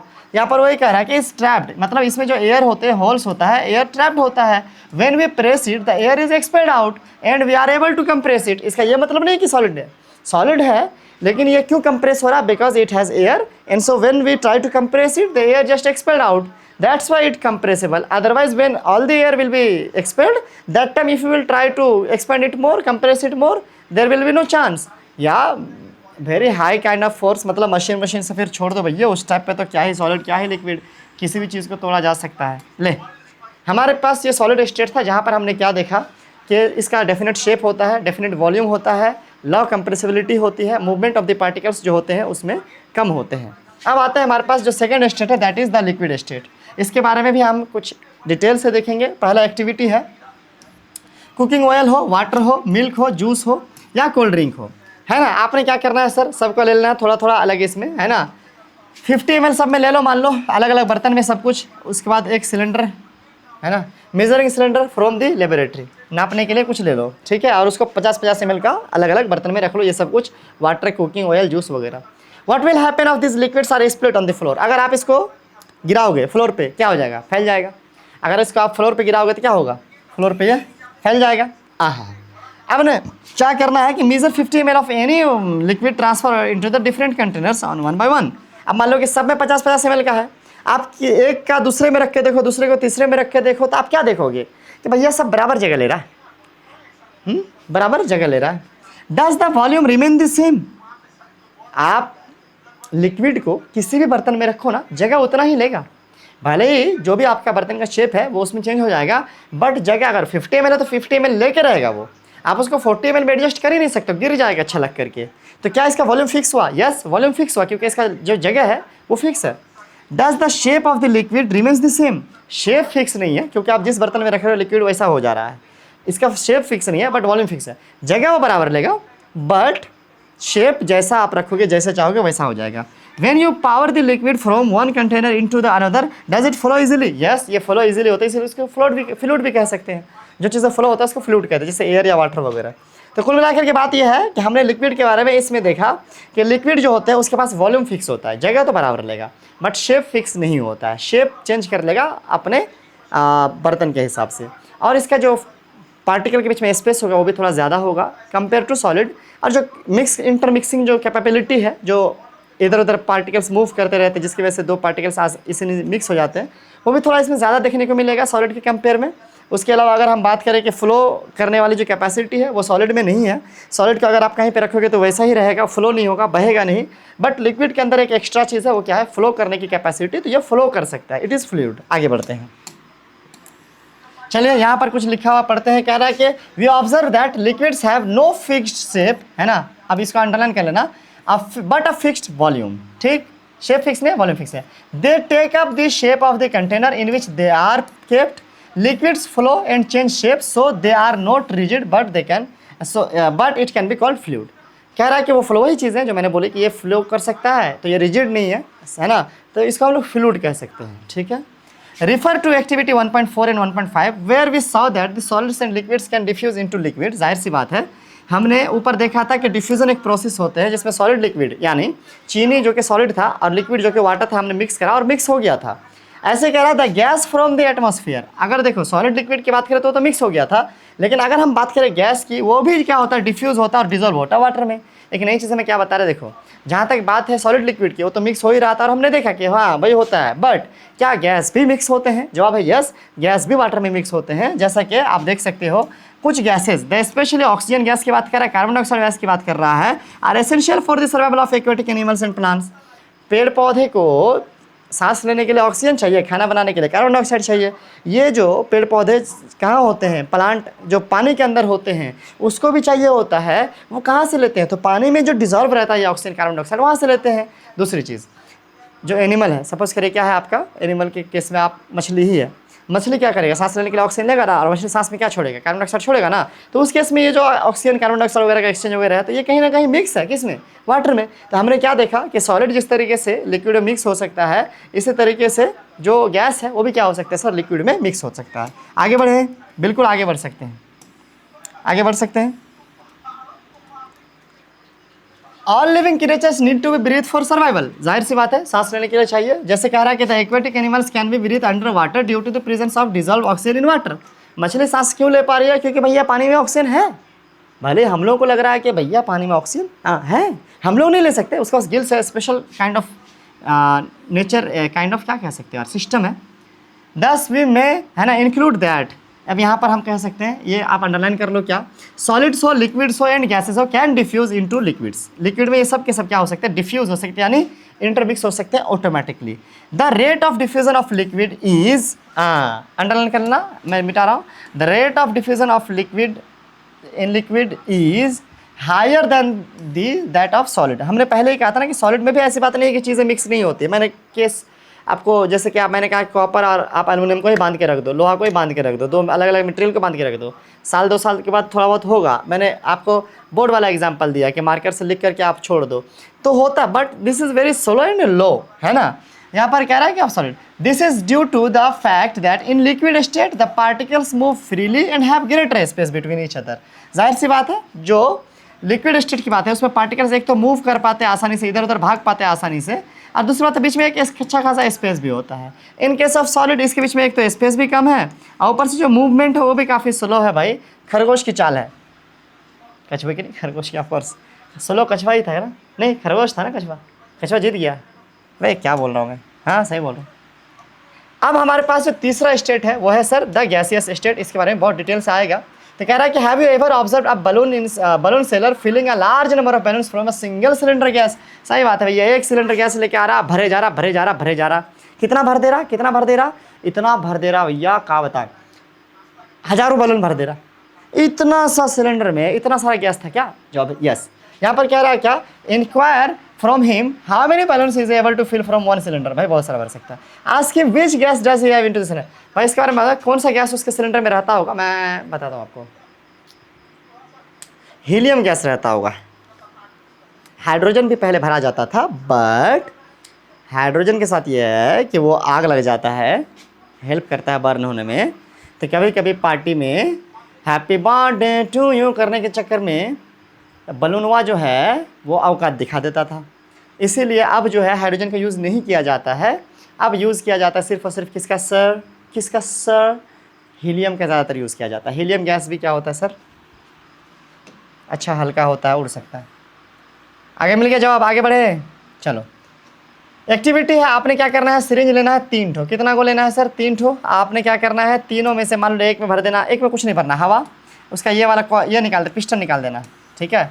ऐसा 3 को ले लेना, एक में भर देना हवा, एक में भर देना आपने पानी भर देना, और एक में भर देना आपने बालू। एक हो गया सॉलिड, एक हो लिक्विड, एक हो गया गैस। मान लो इस तरह से 3 ठो रहेगा आपके पास, 1 2 3, है ना। और उसके बाद ये पिस्टन निकाल करके भर लेना, उसके बाद ये पिस्टन फिर लगा देना। ये जो आप देख रहे हो, ये रबड़ आपके पास नहीं है तो कोई बात नहीं, आपने क्या करना है, बस नीचे कोई चीज़ रख करके रबड़ का, है ना, उसके ऊपर इसको रख के प्रेस करना, तो अपने आप वहाँ से नहीं निकलेगा, ठीक है, दबा करके। मान लो इसके नीचे कोई ऐसा रख करके प्रेस करना। अब आप ये पिस्टन लगाने के बाद मान लो यहाँ तक आपने, इसमें गैस भी था, दूसरे वाले में यहाँ तक आपको मान लीजिए कि लिक्विड था, तीसरे वाले में यहाँ तक आपका सॉलिड था। अब आप कंप्रेस करने की कोशिश करो तीनों को, तो आप गैस को देखेंगे, चलो ठीक ठाक, तो आप कंप्रेस कर लेते हो, इतना कंप्रेस कर लेते हो, गैस यहाँ तक था, बट आपने पिस्टन से कंप्रेस करके इसको यहाँ तक लगाया। वैसलिन लगाने की बात की गई होगी कि इस पिस्टन में थोड़ा वैसलिन लगा देना ताकि थोड़ा इजीली कंप्रेस कर पाओ। ठीक है, आपकी मर्जी। ठीक है, उसके बाद आपने क्या करना है सर, अगर आप सॉलिड पे ट्राई करोगे, मान लो ये लिक्विड था, है ना, और ये मान लो सॉलिड था, तो अगर आप देखोगे सॉलिड और लिक्विड में कुछ खास नहीं उखाड़ पाएंगे आप, है ना। ये ज़्यादा ना हिलने वाला भैया, दोनों केस की बात कर रहा हूँ मैं, हाँ, खाली सॉलिड की नहीं, दोनों केस की। चलो लिक्विड में थोड़ा हिला भी लिए, सॉलिड में तो और मुश्किल है। आगे बढ़े, कह रहा है कि व्हाट डू यू ऑब्जर्व, मैंने कुछ ऑब्जर्व नहीं करा। किसमें इजीली आपने पुश कर सका पिस्टन को, तो गैस में। सॉलिड लिक्विड में हमने देख लिया अपनी कमजोरी, हकीम जुबैर से मिलना पड़ेगा।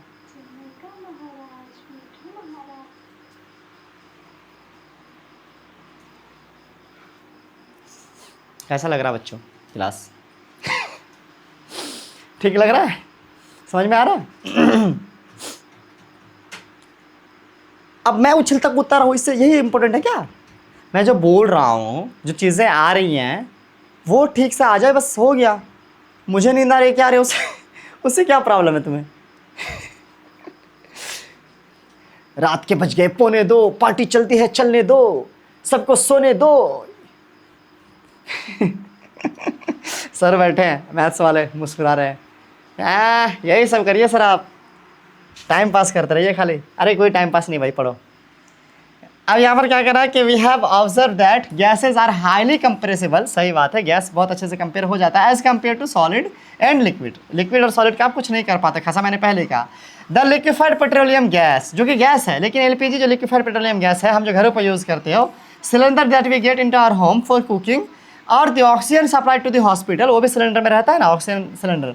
सिलेंडर से इस कंप्रेस्ड गैस। अब ये सब गैस कैसा है? कंप्रेस्ड गैस है तो गैस, लेकिन इन लोगों को कंप्रेस करके क्या करेंगे? कंप्रेस करके रखा गया है सिलेंडर के अंदर, चाप चुप के। कह रहा है कंप्रेस्ड नेचुरल गैस सीएनजी, जो आजकल यूज होता है फ्यूल में, कहाँ पर भाई? ये व्हीकल्स में आजकल अक्सर बहुत सारी गाड़ियों में सीएनजी, और दिल्ली में तो आय हाय है सीएनजी का क्या जलवा है। Due to its high compressibility, large volume of a gas can be compressed into a small cylinder and transported easily. अब जाहिर सी बात है, क्या कहा जा रहा है सर कि जो गैस होते हैं ना, इस गैस का यही खास बात है। मान लो कि गैस के जो पार्टिकल्स होते हैं, इसके पास अच्छा खासा स्पेस होता है, तो अगर आप इसको अच्छा खासा पावर लगा करके कंप्रेस करना चाहो, तो जो इतनी दूर में फैला हुआ था, इसको आप इतनी दूर में एक जगह ला सकते हो, कंप्रेस करके पार्टिकल्स को नज़दीक कर सकते हो। वो अलग बात है कि इसका भले ही सॉलिड गैसियस स्टेट से लिक्विड स्टेट बन जाए, बट आप कंप्रेस कर सकते हो। इसी बात का फ़ायदा उठा करके दुनिया वाले क्या कर लेते हैं, जालिम दुनिया, उसे एलपीजी गैस को सिलेंडर में पैक करके 15 लीटर आपके घर पे दे आती है। इससे फ़ायदा क्या होता है? Due to its high compressibility, large volume of a gas can be compressed into a small cylinder. अब नहीं तो भैया एक दिन में हमारा एक रूम के बराबर गैस जल रहा होता, कहाँ रखते, कहाँ से ढोते, है ना। लेकिन सिलेंडर में अगर 15 लीटर भर दिए, एक महीना घर पे चल रहा है, चलो 15-20 दिन चल रहा है, तो ये बहुत ईजी टू कैरी है ना, आप लेके आ सकते हो, इजीली कहीं पर रख सकते हो, कह रहा सिलेंडर एंड ट्रांसपोर्टेड इजीली, है ना। इतनी सी बात है, इसमें क्या समझाना ब्रदर, क्या समझाना ब्रदर की सिस्टर, बताओ। We come to know of what is being cooked in the kitchen without even entering there in the smell, by the smell that reaches our nostril। भाई सही बात है ना, आप वहाँ, ये बात तो पहले भी आ चुकी है कि आप दूर से ही पता कर ले तो बिरयानी बन रही है आज घर पे। अब कह रहा है कि how does this smell reaches, भाई पता है पार्टिकल्स वहाँ से उड़ के आके पटक के मार गए, आपके नाक पे टकरा गए भैया। This particles of the aroma of food mix with the particles of the spread from the kitchen, है ना, air spread from the kitchen. वो जो पार्टिकल्स है बिरयानी से जो निकला है ना, जो एक अच्छा स्मेल रखा है, आहा खुशबू, है ना, तो ये जो स्मेल रखा है, और ये अब खुशबू बोलते हैं तो मेरा ध्यान खुशबू पे ही चला गया। चलो भाई, तो कुल मिलाकर की बात यह है कि ये जो पार्टिकल्स है या वहाँ से मूव करते हैं, और मूव करते हुए आपके नाक में घुसेड़ा मारते हैं, और फिर आप बोलते हैं आई है अम्मी, thank you so much, love you. यहाँ पर कह रहा है कि reach us and even farther away, दूर से पता चल जाता है कि आज घर पे अम्मी का हेल्प करना है मुझे बर्तन धोने में। कह रहा है कि the smell of hot cooked food reaches in second, है ना, compared with the rate of the diffusion of solid in liquids. कह रहा है कि अगर हम बात करें एयर की, जो गैस है, गैसेस मीडियम में डिफ्यूजन बहुत इजीली होता है, पार्टिकल्स काफ़ी इजीली मूव करते हैं। ऊपर से ये जो उड़ता फिरे दिल संभलना जाने ना, हवाएं जो उड़ाते रहती है उनसे भी होता है। Due to high speed of particles and large space between them, gas shows the property of diffusing very fast into other gases. भैया कोई भी एक दूसरे के साथ बहुत आसानी से भाई खुल के जी रहा है, क्योंकि यहाँ पर बहुत स्पेस है, बहुत आज़ादी है। हम क्या चाहते हैं? आज़ादी। तो बहुत आज़ादी है भैया, घूम फिर रहे हैं पार्टिकल्स, आराम से कहीं भी चले जा रहे हैं, ठीक है, कोई किसी को डिस्टर्ब ही नहीं कर रहा, ठीक है, सही बात है। पार्टिकल्स ऑफ जो एयर हैं वो काफ़ी फ्री है इधर मूव करने के लिए, इधर से उधर, बिकॉज स्पेस बहुत है और एक स्पीड भी, इनके अंदर एनर्जी भी होती है ना, थोड़ी सी गर्मी मिलती है तो है ना, चल हट के बात कर। समझ रहे होंगे कि डिफ्यूज़न जो है वैसे तो लिक्विड में भी ठीक ठाक है, गैस में बहुत निग्लेजिबल है, बट एयर में तो यानी सॉरी गैस में बहुत निग्लेजिबल है, सॉलिड में बहुत निग्लेजिबल है, बट गैस में तो भाई है ना दिल खोल के बहुत ज़्यादा high. In the gaseous diffusion क्या है? मैं बोला था ना भाई, अपने आप मिक्स होने की प्रॉपर्टी, चीज़ें एक दूसरा मटेरियल एक दूसरे के साथ मिक्स होने की property. The particles move about randomly at high speed, है ना। अभी कह रहा है गैसियस स्टेट की बात कर रहा है, इसमें जो पार्टिकल्स होते हैं क्या होते हैं? हाई स्पीड के साथ रैंडमली मूव करते रहते हैं भैया इधर से उधर, नो डाउट, इनको कोई डर भय नहीं है, आवारा फिरते हैं ये लोग। Due to this random movement the particles hit each other and also the wall of the container. जाहिर सी बात है, मान लो इस वॉल में अगर ये कंटेनर जिसमें बंद करके रखा गया है, अब ये भैया इधर से उधर उड़ते पुड़ते रहते हैं, आवारागर्दी करते रहते हैं, तो ये क्या करते हैं? टकराते वकराते भी रहते हैं वॉल से इधर उधर, तो जिसकी वजह से कंटेनर पे एक प्रेशर भी बनता है। क्या बनता है बच्चों? प्रेशर भी बनता है। यहाँ पर वही कह रहा है container, the pressure exerted by the gas is because of this force exerted by the gas particles per unit area. क्या कह रहा है कि ये जो प्रेशर गैस का बनता है वो इसीलिए बनता है कि इसके पार्टिकल्स ही ऐसे नालायक हैं जो मूव करते रहते हैं बहुत तेज़ी से, इसी की वजह से ये जो प्रेशर है इसके दीवारों पर बनता है। पर यूनिट एरिया के हिसाब से इसको हम लोग मेजर कर सकते हैं। On the walls of the container, जिस भी कंटेनर में रखा गया है, प्रेशर कुकर में भी रखा रहता है, तभी तो प्रेशर के सिट्टिस मारते हैं, उसी से होता है ना, क्योंकि पार्टिकल्स ऑफ मैटर जो होते हैं अंदर में, उसके पास एक तो ताकत होती है, कौन सी? ऊष्मा वाली, हीट एनर्जी लेकर के वो टकराते पकड़ाते रहते हैं इधर उधर, किसमें? कुकर के इसमें, फिर उसको सीटी वाली जगह दिख जाती है कि अरे इधर है छेद, है ना, फिर वो मारते घुसेड़ा उड़ा देते हैं भाई स्टाइल से, साउथ इंडियन स्टाइल में हड़वे। और यहाँ पर दिखाने की कोशिश की गई है बच्चों, this is very important, I think ये आप समझोगे कि सॉलिड के जो पार्टिकल्स हैं, देखो ये पार्टिकल्स काफ़ी क्या है सर, काफ़ी नज़दीक हैं, स्पेस भी इनके बीच में काफ़ी कम है, सांस लेने की जगह नहीं है, कुंभ है। अब यहाँ पर देखिए एक हमारा दूसरा हमको दिया गया है, ये लिक्विड है, इसके भी एक छोटे से एरिया को जूम करके दिखाया गया है, तो इसके जो पार्टिकल्स हैं ये भी ठीक ठाक इज्जत से फैले हुए हैं, लेकिन एट द सेम टाइम अगर देखेंगे तो यहाँ पर जो बीच में थोड़े बहुत है ना हिलने डुलने का, नज़र घुमाने का है जगह। अगर हम बात करें गैस की, जो एक छोटे से स्पेस को जूम करके दिखाया गया है, क्या स्पेस है भैया, क्या स्पेस है, कराटा कुंफू सब कर सकते हो, शैक्षु, ठीक है।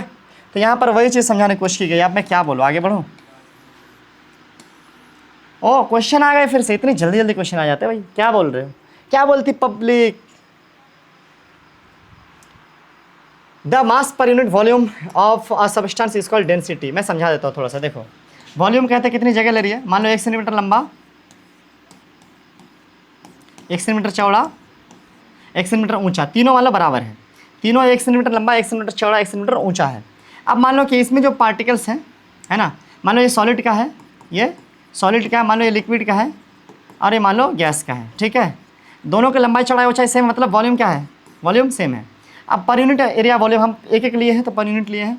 अब मान लो इसमें ना पार्टिकल्स इतने सारे हैं, ये ले है ना, इतने सारे हैं, 8 गो हैं, इसमें से पहले ये ले भैया, इसमें इतने ही पार्टिकल, ये ले भैया, इसमें इतने ही पार्टिकल्स हैं, मतलब उतना ही एरिया में इतने सारे पार्टिकल्स, उतना ही एरिया में इतने ही पार्टिकल्स, उतना ही एरिया में इतने ही पार्टिकल्स। तो यहाँ पर जो हमें देखने को मिलता है वो है पर यूनिट एरिया में वॉल्यूम में क्या, नंबर ऑफ पार्टिकल्स बहुत ज़्यादा, दिस इज डेंसिटी हायर, यानी मोर डेंसर, इसमें मॉडरेट डेंसर और ये लेस डेंसर, ठीक है।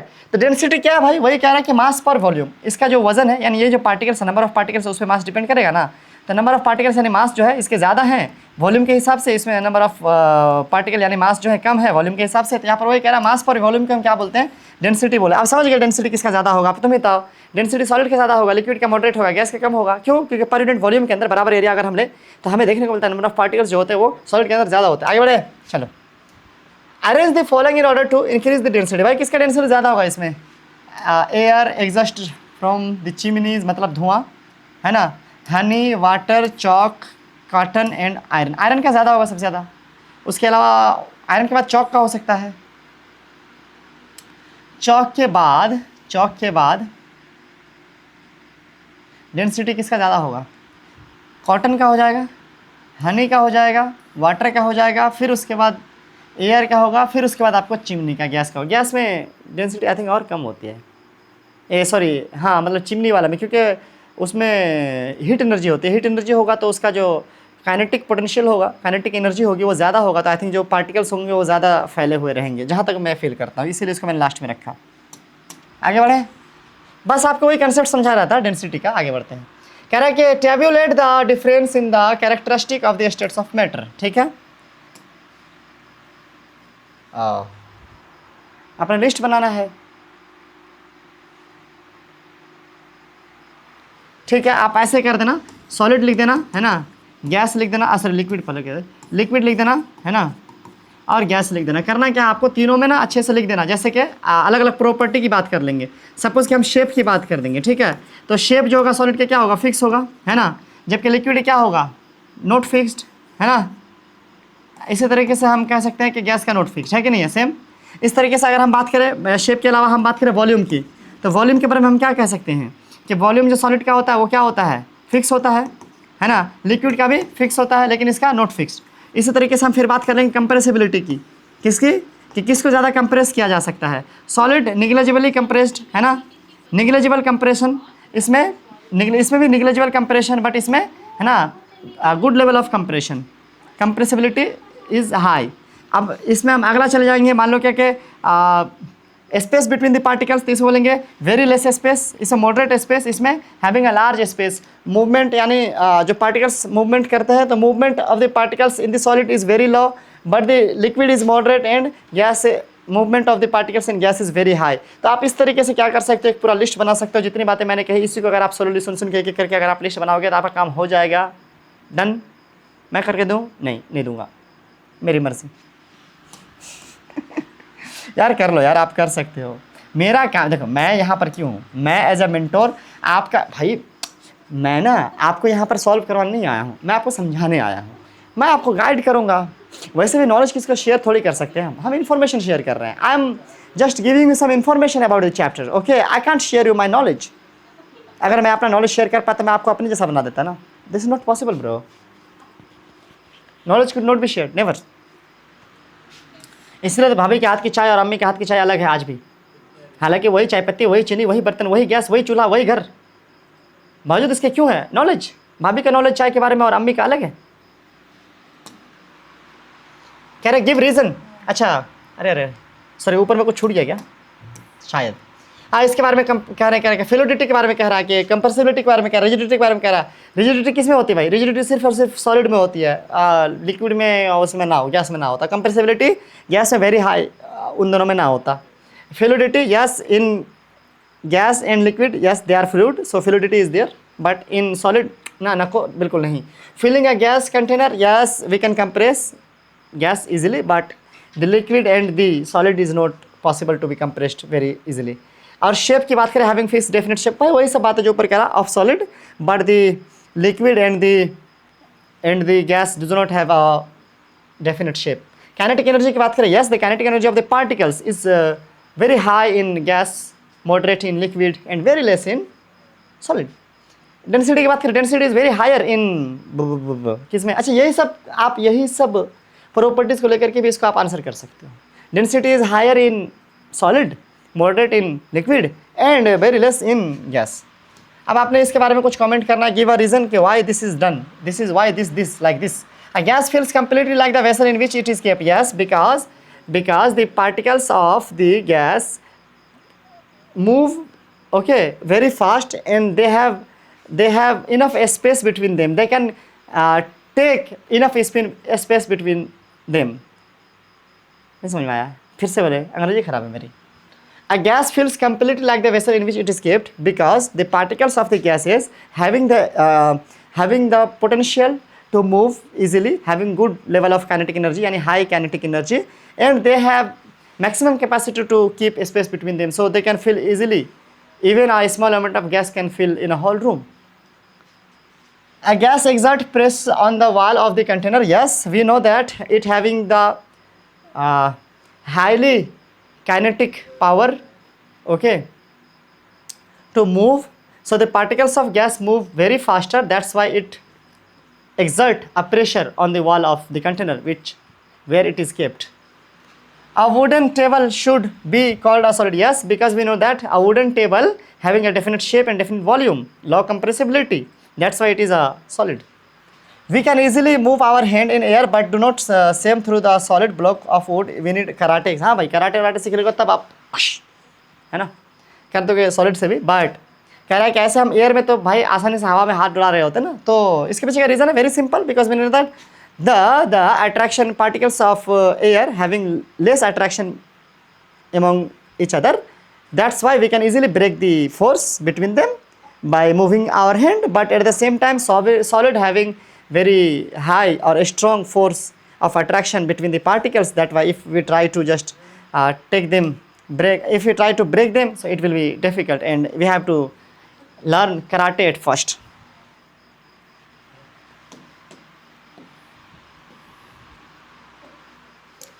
Liquid generally have lower density as compared to solid, but we must have observed that ice float on water. Find out why. Yeah. Very good question. Brother asked very good question. Generally ये होता है कि जब कोई चीज़ solid होती है sir, तो उसका जो डेंसिटी होता है वो हाई होता है एज़ कम्पेयर टू लिक्विड. ठीक है, बात समझ गए, कोई दिक्कत नहीं. As compare to liquid solid का डेंसिटी हाई होता है. Good. But in case of water मैं आपको बता दूँ, there is a special case of water. 4 degree Celsius से लेकर 0 डिग्री सेल्सियस तक वाटर के साथ ये होता है कि चूँकि इसका टेम्परेचर घटता है. जनरली ये होता है कि टेम्परेचर घटने पे कंप्रेस होते हैं, पार्टिकल्स नज़दीक आते हैं. बट वाटर के केस में 4 से लेकर के 0 तक है ना, जब टेम्परेचर घट रहा होता है स्टिल पार्टिकल्स जो होते हैं वो दूर जा रहे होते हैं, नज़दीक नहीं आ रहे होते हैं, यानी वॉल्यूम बढ़ रहा होता है. इस केस में स्पेशल केस है पानी के साथ. थोड़ा रिपीट करके देख लो क्या कि volume of water increase although the temperature of the water is decreasing. This is a special case in water. So we can say that the volume of an ice will be less than the water. जो ice का volume है अगर 0 से 4 के बीच में है तो उसका वॉल्यूम कहीं ना कहीं वाटर से लेस होगा. अगर वॉल्यूम वाटर से लेस है तो हम कह सकते हैं डेंसिटी भी इसका क्या है सर, लेस है. इस हिसाब से ये फ्लोट करता है. I hope you got the point. Can matter change it's states? Can matter change it's states? Yes of course change कर सकता है. क्यों नहीं चेंज कर सकता? इसका कहने का मतलब है क्या सॉलिड लिक्विड बन सकता है, क्या लिक्विड गैस बन सकता है, क्या गैस सॉलिड बन सकता है? जवाब है यस. ये टॉपिक बहुत इंपॉर्टेंट है. इसके लिए हमें पहले कुछ चीज़ें आपको सिखानी पड़ेंगी. क्या? We all know from our observation that water can exist in 3 states of matter, that is solid, that is liquid and gas. ठीक, इतना क्लियर है. सॉलिड के फॉर्म में हम आइस को देखते हैं, वाटर का एक फॉर्म है, वाटर के फॉर्म में हम लिक्विड को देखते हैं वाटर का, और वाटर वेपर जिसको हम लोग कह सकते हैं gas is form of water. तो इस तरीके से वाटर जो होता है वो तीनों फॉर्म में पाए जाते हैं. इतना तक डन है, आगे बढ़ते हैं. What happens inside the matters during this change of states? अगर मान लो कि सॉलिड का आइस वाटर बन गया, वाटर से ये वेपर बन गया, आखिर ऐसा क्या होता है कि ये ऐसे अपना स्टेट चेंज कर पा रहा है? ठीक है, अब यहाँ पर कह रहा है क्या what happens to the particles of matter during the change of states. अब यहाँ पर कह रहा है कि how does this change of states take place, और we need answer to this questions, isn't it? हाँ भाई बिल्कुल सही बात है, क्यों नहीं आंसर करेंगे. हम लोग क्लास 9th में आ चुके हैं, कोई बच्चा समझ रखे हो क्या? कह रहा है कि आखिर ये कैसे होता है और कैसे हम इसको आंसर कर सकते हैं और डिफाइन कर सकते हैं और कैसे समझ सकते हैं कि आखिर ये जो चेंजेस आ रहे हैं, ये जो स्टेट में चेंजेस आ रहे हैं, यानी सॉलिड से लिक्विड या लिक्विड से गैस, गैस से फिर से लिक्विड या गैस से फिर से सॉलिड, ये आखिर कैसे पॉसिबल हो पा रहा है सर? जो पार्टिकल के केस में हमने अभी तक स्टडी करा है उसके बारे में हमको थोड़ा डिटेल से समझाइए. ऐसे समझाइए कि या हमें सेटिस्फाइड भी हो जाए और साइंस भी इसको एक्सेप्ट करे. तो उसके लिए जवाब हमारे पास यहाँ पर आगे दिया हुआ है मेरे भाई. तो जो स्टेट में चेंज आते हैं इसके लिए जो पहले अरे अभी तक खुल जा सिम ना हुआ. पहली चीज़ जिम्मेदार है वह है effect of change of temperature. Number 1, ये जो स्टेट में चेंजेस आते हैं मतलब सॉलिड का लिक्विड, लिक्विड के गैस, इसका पहला जिम्मेदार कौन है सर? Effect of temperature. देखो कैसे आपने यहाँ पे क्या करना है सर, क्या करना है सर? 2 ठो लेना है. यहाँ पर लिया भी गया 2 ठो, देखो 1 ठो 2 ठो लिया गया है. चलो पहले मैं 1 ठो में समझाता हूँ. दोनों सेम सेटअप है. एक में रखा गया है आपको आइस और दूसरे में रखा गया है वाटर. ये फ़र्क है. इसके नीचे भी ऐसा कुछ है ना लगाया गया है पड़ोसी के द्वारा, उसके नीचे भी लगाया गया है. ठीक, इसमें भी एक थर्मोमीटर लगाया गया है, उसमें एक थर्मोमीटर लगाया है। ओके, इसमें एक तो स्टेयर करने के लिए कुछ लिखा है, ऐसे हिलाने डुलाने मिलाने के लिए, मिक्स करने के लिए। आपने क्या करना है सर, इसमें बर्फ़ ले लेना है और ऐसा ही एक सेटअप में क्या कर लेना है सर, पानी ले लेना है। एक कॉपी कलम लेके बैठना है बच्चों। अब मान लो कि जब तक अभी आप इसका रीडिंग देख लो, इसका रीडिंग, किसका, थर्मामीटर का रीडिंग देख लो। आइस है, रीडिंग मान लो 0 डिग्री सेल्सियस है। वाटर है, रीडिंग करो जो भी है 25 है, मान लो कुछ भी है डिग्री सेल्सियस है। देख लिया आपने, रीडिंग कर लिया। अब मान लो कि आपने जब आग लगा रखा है तो आइस किस में चेंज होगा, वाटर में चेंज होगा ना बाद में। अब देखो इसका रीडिंग में कि क्या चेंज आ रहा है, ये वाटर फिर वेपर में चेंज होगा ना। तो अब देखो इसके रीडिंग में क्या चेंज आ रहा है। तो अब मैं आपको एक बहुत इंपॉर्टेंट बात बताता हूँ। पता है आइस पिघलता जाएगा, पिघलता जाएगा, वाटर बन जाएगा इवन के, जब तक कि एक छोटा स्मॉल अमाउंट ऑफ आपको वहाँ पर आइस देखने को मिलेगा, तब तक वाटर का जो टेम्परेचर है वो 0 डिग्री सेल्सियस से देखने को मिलेगा। भैया वो जो सॉलिड स्टेट था वो 0 डिग्री सेल्सियस का था, तो ये जो हमारे पास वाटर स्टेट है यानी लिक्विड स्टेट है, ये कैसे 0 डिग्री सेल्सियस का है ना। क्या आपने कभी ध्यान दिया? जवाब है यस नहीं। ऐसे ही आप इसके केस में देखोगे कि बढ़ते बढ़ते बढ़ते 100 डिग्री सेल्सियस तक जाएगा, जब पानी क्या हो जाएगा, बॉयल हो जाएगा। लेकिन उसके बाद ये इवेपोरेट होना शुरू होगा, तब देखोगे आपके इसका टेम्परेचर में चेंज ही नहीं आ रहे हैं। 100 के बाद 101 ना हो रहा, 102 ना हो रहा, 100 का 100 रहा, कितना भी आग घुसेड़ दे रहे हैं हम, कुछ ना हो रही है टेम्परेचर में चेंज। ऐसा क्यों है? इसका जवाब हमें आगे मिलेगा, इसका जवाब हमें मिलेगा। बस दिल थाम के बैठो, सब बताएंगे बच्चों। ये वही बात बताया गया, नहीं पढ़ेंगे हम, मेरी मर्जी। कह रहा है कि on increasing the temperature of the solid the kinetic energy of the particles increase. जाहिर सी बात है, जब आप क्या कर रहे हो, टेम्परेचर इंक्रीज कर रहे हो, अंडरलाइन कर लेना, तो उसको एक एनर्जी मिल रही है, कौन सी, हीट एनर्जी, और उसका जो काइनेटिक एनर्जी है, मूव करने की जो एनर्जी है वो बढ़ रहा है। पहले से ये सब पढ़ते आ रहे हैं। Due to this increase in kinetic energy the particles start vibrating the greater speed. जाहिर सी बात है, एनर्जी आ गई वाइब्रेट करने का, है ना, है ना। The energy suspended by the heat है ना overcome the forces of the attraction between the particles. हा, कितनी इंपॉर्टेंट बात कर दी बच्चों, बीच बीच में कर दी ना, औकात दिखा दिया ना।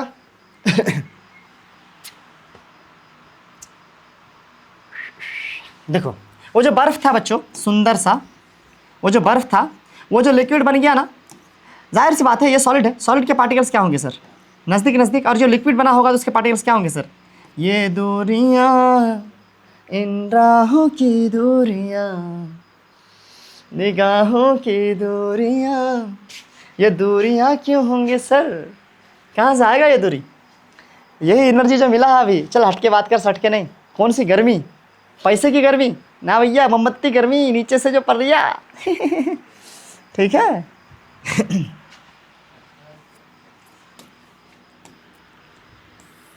तो कहना ये चाह रहे हैं कि देखो पार्टिकल्स सटे हुए थे, जब इनको मिला हीट एनर्जी, अब इनको मिल गया औकात, इसके पास आ गया ताकत।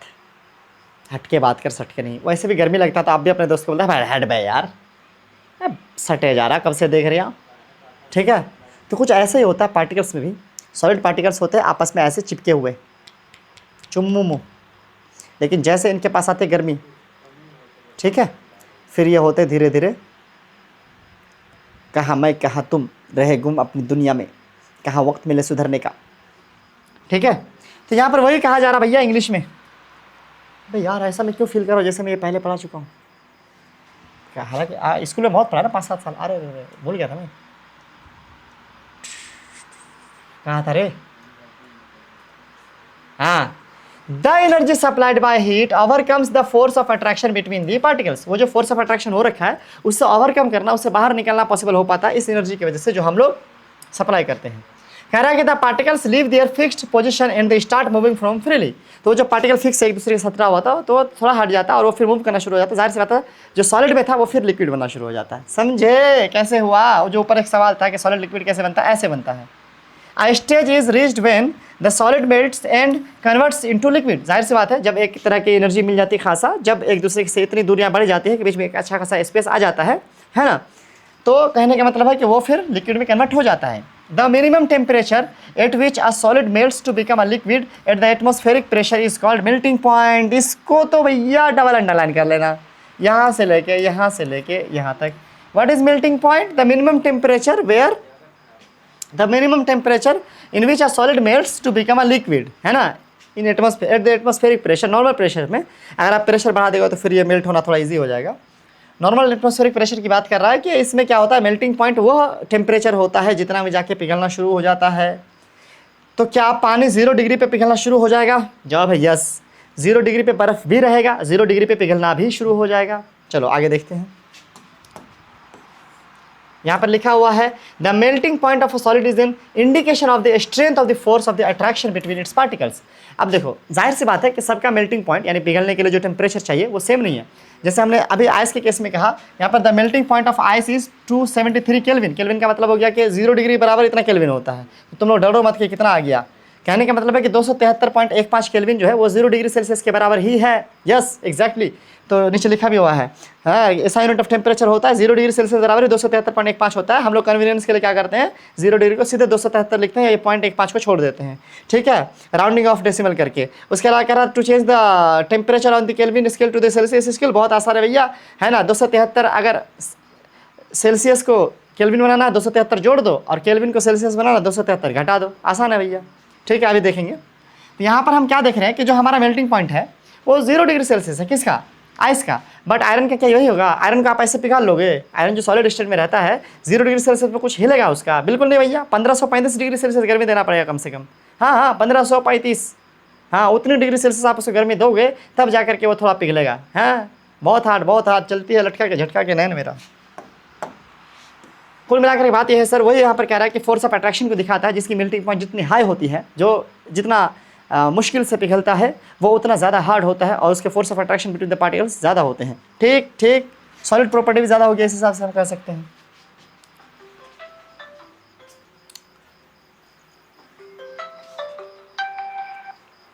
अस्सलाम वालेकुम। हाँ भाई, क्लास में भाई। हाँ क्या कुछ कह रहे थे? आएंगे 12 बजे। हाँ ठीक। हाँ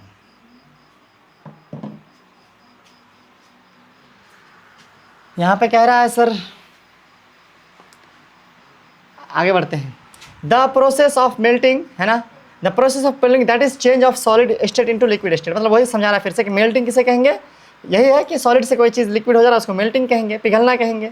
is also known as fusion, क्या कहा जा सकता है उसको, फ्यूजन भी कहा जा सकता है। यहाँ पर कह रहा है when a solid melts its temperature remains the same, so where does the heat energy go. हाँ, एक अच्छा सवाल है।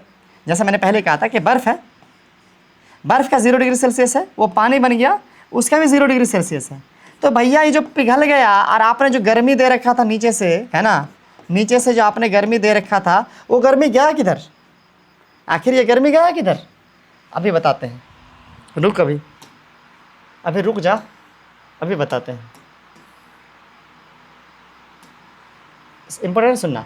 You must have observed during the experiment of melting that the temperature of the system does not change after the melting point is reached. जब तक पूरा बर्फ़ पिघल नहीं गया, मेल्टिंग पॉइंट मेल्ट नहीं हो गया पूरा मेल्टिंग पॉइंट तक, तब तक उसका टेम्परेचर नहीं बढ़ा।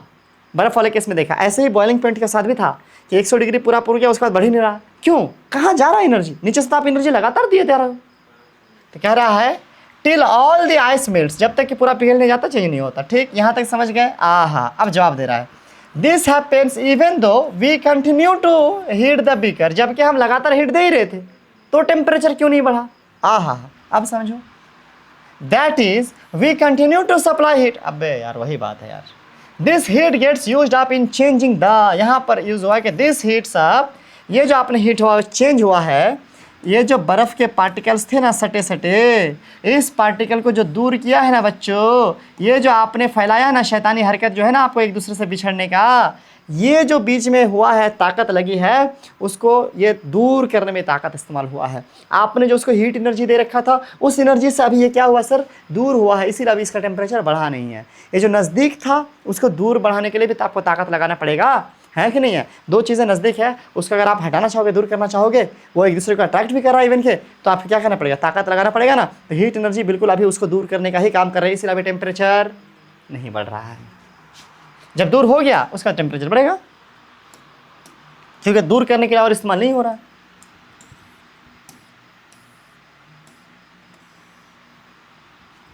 खुल जा SIM SIM. Overcoming the force of attraction between the particles, वही है, फोर्स ऑफ अट्रैक्शन से बाहर आने के लिए उसका हीट यूज हो रहा है।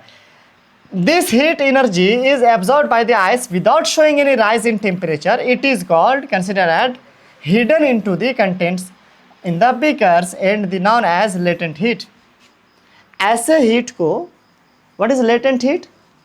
The heat which actually hidden, latent मतलब hidden, that is not used to increase the temperature but it is used to just break the force of attraction between the particles।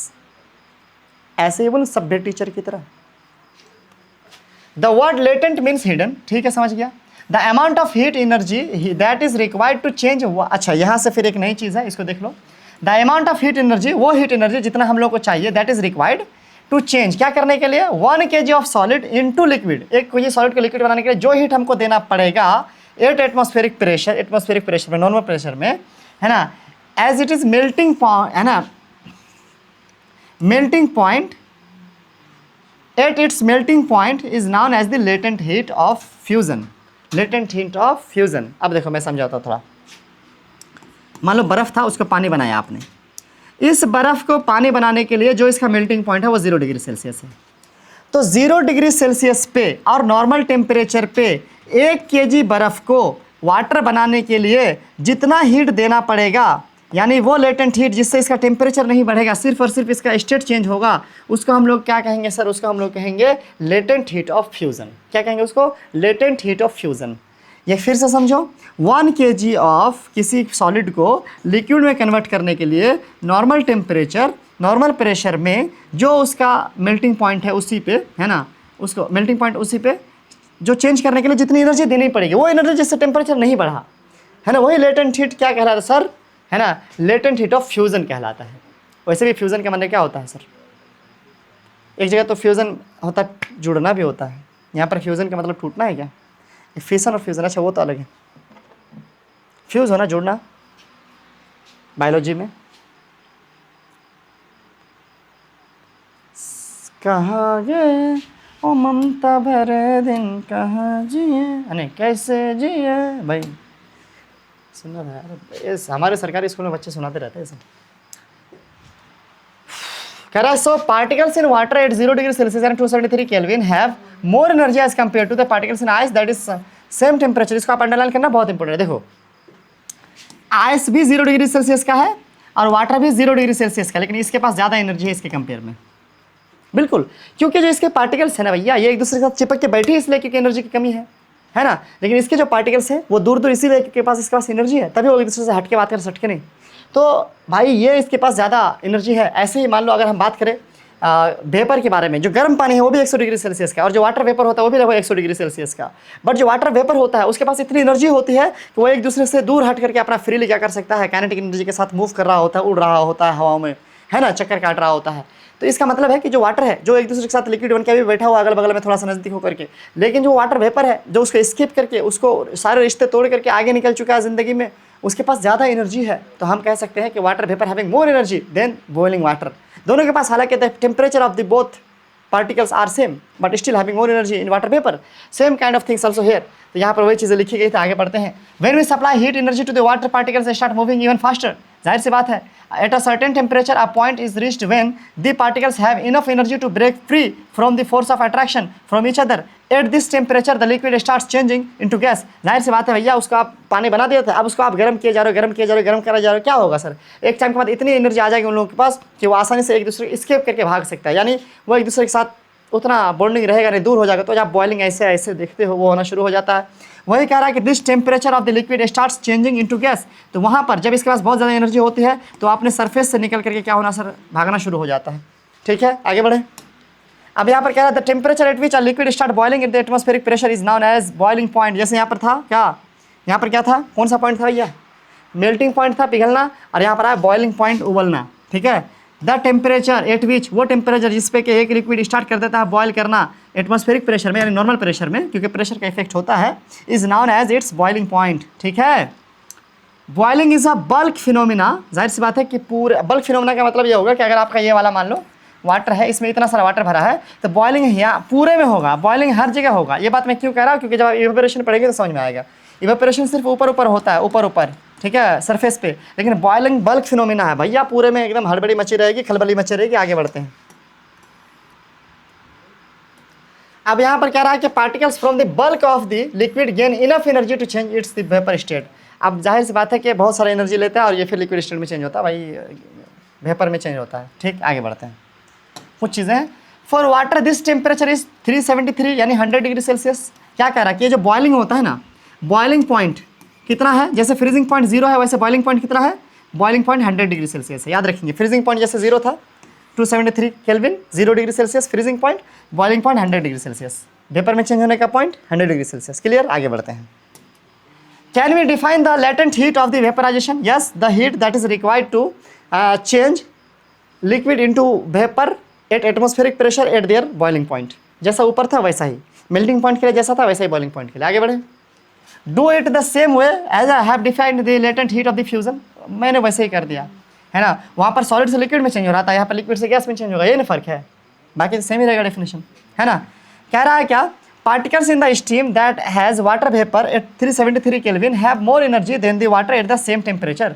मैंने पहले भी ये बात कह दिया आपको, आप अंडरलाइन कर लेना। हालांकि यहाँ से क्या कि जो स्टीम है, जो भाप है ना, उसका जो एनर्जी है ना, वो बॉइलिंग वही 100 डिग्री सेल्सियस वाले पानी के भाप, पानी की एनर्जी से ज़्यादा होगा।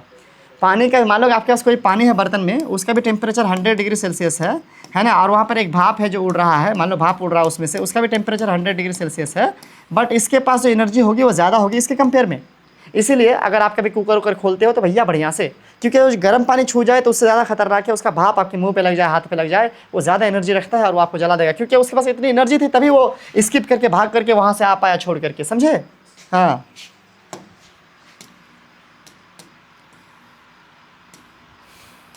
देखो, this is because particles in steam have absorbed extra energy in this form of latent heat of vaporisation. Extra energy लिया तभी जाकर के वो यहाँ पहुँच पाया भैया, है ना, तभी जाके वो वेपर बन पाया है, एक्स्ट्रा एनर्जी लिया है तभी जाकर के वेपर बन पाया। कितना 11-21 में, चलो आगे बढ़ते हैं। आप यहाँ पर वही चीज़ें दिया गया, तो ये सब चीज़ें तो मैं समझाता आ रहा हूँ। कैसा लग रहा वीडियो बताओ यार कमेंट में। ये जो सॉलिड स्टेट है, ये जो लिक्विड स्टेट है, ये जो गैसियस स्टेट है, जाहिर सी बात है इसको अगर आप हीट करोगे तो क्या बन जाएगा सर, लिक्विड बन जाएगा। ये लिक्विड का अगर आप हीट करोगे तो क्या बन जाएगा सर, गैस बन जाएगा। क्लियर है। ऐसे ही अगर आप गैसियस स्टेट को कूल करोगे, वाटर केस में स्पेशली बहुत अच्छे से वर्क करता है ना, कूल हो गया तो ये क्या लिक्विड हो जाएगा, इसको और कूल करोगे तो क्या हो जाएगा, सॉलिड हो जाएगा। देखो यहाँ तक जो हमने पढ़ा, आप एक चीज़ ध्यान देना, हमने जो टॉपिक शुरू किया था वो ये था कि कैसे किसी चीज़ का जो स्टेट है वो चेंज होता है, यानी कैसे सॉलिड लिक्विड बनता है, कैसे लिक्विड गैस बनता है। और हमने पहला जो प्रॉपर्टी था वो पढ़ना शुरू किया था कि ये टेम्परेचर में चेंज की वजह से हो सकता है, और हमने देखा कैसे टेम्परेचर में चेंज हुआ तो पार्टिकल्स के बीच की दूरियाँ बढ़ी और कैसे स्टेट चेंज हुआ। अब कुछ और बचा है, वो क्या है, प्रेशर। कह रहा है कि so we infer that state of matter can be change into another state by changing the temperature. एक तो समझ गया कि एक स्टेट से दूसरे स्टेट में हम टेम्परेचर चेंज करके क्या कर सकते हैं, चीज़ों को बदल सकते हैं, इतना तो हम समझ गए। We have learn that the substances around us change the states from solid liquid and from liquid to gas and application, है ना, ऑन एप्लीकेशन ऑफ हीट। ठीक है, ठीक है, हीट के देने से लिक्विड से गैस बन जाएगा, है ना, सॉलिड से लिक्विड बन जाएगा, इतना तो हम समझ गए भाई। क्लियर है। But there are some changes directly from the solid state to gaseous state and vice versa without changing into liquid state।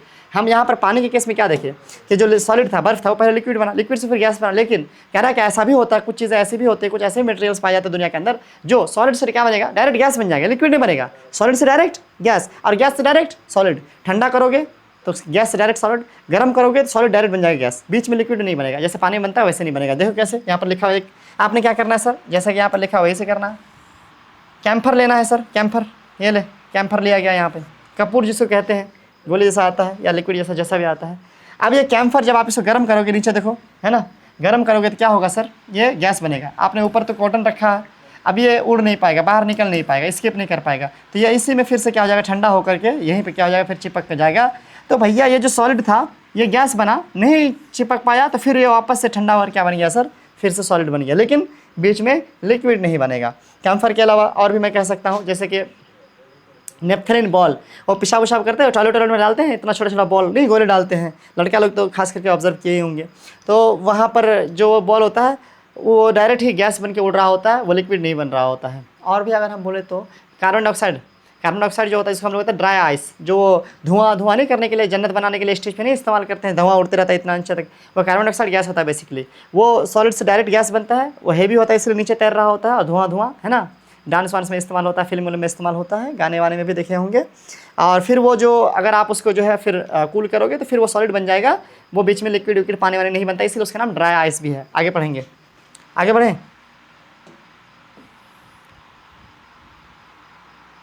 भाई कुछ स्टूडेंट तो मेरा क्लास यूँ छोड़ के चले जाएंगे यार, ये ब्लड ऐसे बोलता रहता। हाँ, आजकल का जो जनरेशन है, इस जनरेशन के पास टाइम है कम। मैं खुद इस जनरेशन में शामिल हो गया, 2-4 दिन लेट हो गया, एक दिन लेट हो गया, ठीक है, वरना मैं भी इसी जनरेशन का होता 2000 वाले के बाद का। तो कुल मिलाकर के बात यह है सर, हम समझ सकते हैं आपके दुख। आप नहीं चाहते कि आराम से बैठ करके कोई बंदा बैठाए कि बेटा कपूर जो होता है गरम करने पर, हाँ ऐसा नहीं कर पाएगा। इसलिए भाई मैं सोचता थोड़ा फास्ट ही जल्दी बता देता हूँ, तुम लोग भी खुश रहो। थोड़ा देखो मेरा वीडियो ना, एक दिन में 10-20 मिनट देखो बस, दूसरे दिन आके देखना, तीसरे दिन आके देखना। एक ही दिन में पूरा नहीं देख सकते, तुम पगला जाओगे। मैं पढ़ा सकता हूँ, I have that capacity, but तुम नहीं पढ़ सकते एक दिन में पूरा मेरे ख्याल से। चलो भाई आगे बढ़ते हैं। अच्छा, अगर कोई बड़े भाईजान देख रहे हैं यार तो सॉरी, बीच में बेटा वोटा बोल देते हैं ऐसा बोल करके, भाई भी बोलते ना। Heat slowly and observe. अब यहाँ पर क्या कह रहा है, a change of state directly from solid to gas without changing into liquid state is called sublimation. आप इसको अंडरलाइन कर लेंगे कि अगर कोई चीज़ गैस सॉलिड से डायरेक्ट गैस बनता है, बीच का लिक्विड नहीं बनता है, तो उसको हम लोग सब्लिमेशन, इस प्रोसेस को सब्लिमेशन कहते हैं। जैसे लिक्विफिकेशन होता है, जैसे सॉलिडिफिकेशन होता है, जैसे कंडेंसेशन होता है, जैसे इवेपोरेशन होता है, वैसे यहाँ पर क्या होता है सब्लिमेशन। क्या होना, डायरेक्ट किसी सॉलिड का गैस बनना। इसी तरीके से the direct change of gas into solid without changing liquid is called deposition.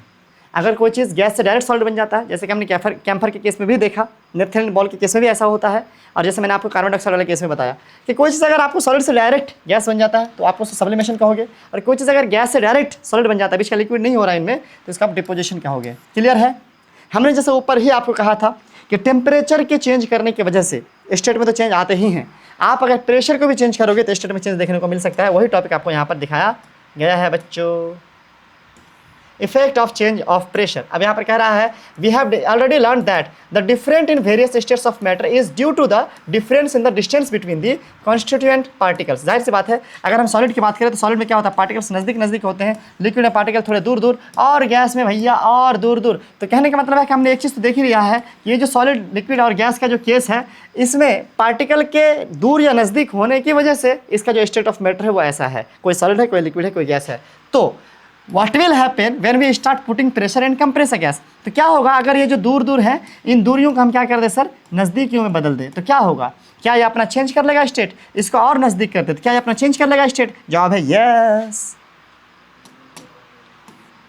देखो भाई, यहाँ पर दिखाया गया वही एक पिस्टन है मजबूत सा, जहाँ पर क्या किया गया है सर, सबसे पहले ये मजबूत सा सिलेंडर है जहाँ पर गैस के पार्टिकल्स दिखाए गए हैं। ये जो पार्टिकल है ये काफ़ी दूर है, और फिर उसको जो है इस पिस्टन से क्या करा जा रहा है सर, प्रेस किया जा रहा है, कंप्रेस किया जा रहा है, तो पार्टिकल्स कहीं ना कहीं नज़दीक आते गए हैं। अब ये लिक्विड फॉर्म में आ गए होंगे शायद, इसको अगर और फर्दर कंप्रेस किया जाए तो क्या पॉसिबल है, solid. Can I encroach this cylinder? We will what happen particles closer? Do you think that the increasing or the decreasing of the pressure can be changed the state of formation? भाई of course, हमारे घरों पे आप सोच के देखो LPG जो इस्तेमाल होता है, 15 लीटर गैस को इतना बड़ा सिलेंडर में कैसे खोंच के भर देता है। वही होता है ना कि उसके पार्टिकल्स काफ़ी नज़दीक हो जाते हैं, इसी वजह से सिलेंडर हिला के देखना वो लिक्विड फॉर्म में होता है, हालांकि वो है क्या, गैस। और फिर आपके पाइप से, रेगुलेटर से जैसे उसको जगह मिलती है तो पूरे फैल करके निकलता, फिर गैस बन के निकलता, क्योंकि उसको क्या मिलता है सर, प्रेशर अब कम हो गया है, प्रेशर कम होता है तो फिर फैलता है, वो फैलता है तो क्या होता है सर, फिर से गैसेस फॉर्म में आ जाता है। जब उसको दबा के ज़बरदस्ती रखा था, पार्टिकल्स को नज़दीक करके रखा था तो लिक्विड फॉर्म में जा चुका था। क्लियर, वही कहा जा रहा है। तो हम लोग अगर प्रेशर बढ़ाते हैं तो भी क्या कर सकते हैं, चीज़ों का स्टेट को बदल सकते हैं।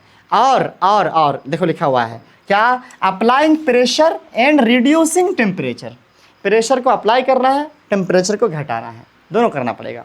तो क्या हो जाएगा, है ना, गैस लिक्विड हो जाएगा, लिक्विफाई गैस, है ना। लिक्विफाई गैस में ऐसा ही होता है जो हम लोग घर पे इस्तेमाल करते हैं। Have you heard of solid carbon dioxide, क्या आपने नाम सुना इसका? मैंने अभी थोड़ी देर पहले कहा डांस वांस में इस्तेमाल होता है क्या दफ़ा। अच्छा मैं एक और बताता हूँ, जो हमारा मार्स है ना, मार्स मंगल है ना, रेड प्लानेट, उसमें भी क्या है, बहुत ज़्यादा क्या है सर, कार्बन डाइऑक्साइड गैस है, और वो सब ड्राई फॉर्म में है। तो वहाँ पर वाटर नहीं है, लेकिन ड्राई कार्बन डाइऑक्साइड गैस है। वहाँ पर आइस है लेकिन वाटर नहीं है। It is stored under high pressure, solid CO2 gets converted directly into gaseous state. अगर आप कार्बन डाइऑक्साइड को बहुत प्रेशर में रखोगे तो वो लिक्विड सॉलिड बन जाएगा, लेकिन वो लिक्विड नहीं बनेगा। फिर उसका आप प्रेशर कम करोगे तो फिर वो गैस बन जाएगा। अब कह रहा है कि on decreasing of pressure to 1 atmosphere, ATM बोलते हैं इसको, without coming into liquid state, this is the reason the solid carbon dioxide is also known as the dry ice. यही कहा जा रहा है कि अगर फिर उसका प्रेशर कम करोगे, जो कि सॉलिड में था, कार्बन डाइऑक्साइड का आपने प्रेशर डाला, सॉलिड बन गया, प्रेशर हटाया, गैस बन गया, बीच में लिक्विड नहीं बनेगा, ना वो सॉलिड बनते वक्त लिक्विड बनेगा, ना वो गैस बनते वक्त लिक्विड बनेगा, इसीलिए उसको ड्राई आइस कहा जाता है, सूखा हुआ बर्फ। Thus, we can say that the presence of the temperature determine the states of substance। जाहिर सी बात है, यह टेम्परेचर जो होता है वो भी स्टेट करता है, डिटरमाइन कि कौन सा किस में रहेगा, whether it will be solid, liquid और गैस। तो ये दो चीज़ें हैं, एक प्रेशर है और एक टेम्परेचर है, जिसकी वजह से कोई चीज़ सॉलिड, लिक्विड या गैस होता है, क्योंकि पार्टिकल्स का इफेक्ट देखने को मिलता है, पार्टिकल्स पे इफेक्ट देखने को मिलता है। अब जो हमने अभी तक पढ़ा स्टेट्स के बारे में, इसको आप काफ़ी अच्छे से यहाँ पर देख पाते हो, समराइज़ किया गया, इसको आप याद कर लेना। ये फ्लो चार्ट आपके दिमाग में होना चाहिए। क्या, जैसे सॉलिड है, सॉलिड को अगर आप फ्यूज़न करोगे तो ये लिक्विड बन जाएगा, सॉलिड फ्यूज़न होकर लिक्विड बनेगा, लिक्विड जो है वेपराइजेशन होकर के गैस बनेगा, गैस जो है ना। अच्छा, इस तरीके से लिक्विड है, लिक्विड का अगर आप सॉलिडिफिकेशन करोगे तो सॉलिड बन जाएगा कंप्रेस होने पे। अगर आप जो है गैस को कंडेंसेट करोगे, है ना, तो ये क्या हो जाएगा, लिक्विड बन जाएगा। जैसे क्लाउड के केस में होता है, एवेपोरेट होकर वाटर जाता है, कंडेंसेट होकर के वो फिर से लिक्विड बन जाता है, वाटर वेपर बन जाता है। अब डायरेक्ट सॉलिड गैस की बात करें अगर हम, तो सॉलिड से गैस बनना सब्लिमेशन हो जाता है, गैस से, है ना, गैस से सॉलिड बनना डिपोजिशन हो जाता है। अब इस चीज़ को ना आप इसको आप सब डेफिनेशन में यूज़ कर सकते हो। जैसे व्हाट इज सॉलिडिफिकेशन, तो हम कह सकते हैं the changing of liquid into solid is called solidification. What is fusion, changing of solid into liquid is fusion. What is sublimation, changing of solid into gas, directly gas is called sublimation. What is deposition, changing of gas into directly solid is called deposition। So here 6 type of different example could be made। okay, आगे देखो, 1 atm बराबर unit of mass pressure. भाई pressure नापने के लिए 1 atm atmospheric pressure बोलते हैं। The unit of pressure is pascal, जाहिर सी बात है, 1 एटमॉस्फेरिक प्रेशर बराबर होता है 1.10 into 10⁵ pascal. The pressure of air in atmosphere is called atmospheric pressure. जाहिर सी बात है, एयर भी हम पे प्रेशर लग रहा है, 200 किलो का प्रेशर एयर का हमारे ऊपर लग रहा है, इसको एटमॉस्फेरिक प्रेशर कहते हैं। लेकिन नापते कहाँ पर है, तो कह रहा है the atmospheric pressure at the sea level is 1 atmosphere. मतलब आइडियल कहा गया है, देखो हाइट के वजह से, हाइट की कम बेशी होने की वजह से प्रेशर कम बेशी होता है, ठीक है। तो सी लेवल पे, समुद्र के सतह पे जो प्रेशर होता है उसको हम लोगों ने 1 एटमॉस्फेयर माना है ना, और उसके हिसाब से हम कंपेयर करके चीज़ों को कम बेशी बताते हैं। And is taken as the normal atmospheric pressure. Normal atmospheric pressure कितना होता है, 1 atm होता है, और वही बराबर होता है 1.10 10⁵ पास्कल, ठीक। कुछ क्वेश्चन है, कर देते हैं। भाई कितना है, 1 मिनट देखें कितना बचा है रे, इवेपोरेशन। चलो भाई, अरे यार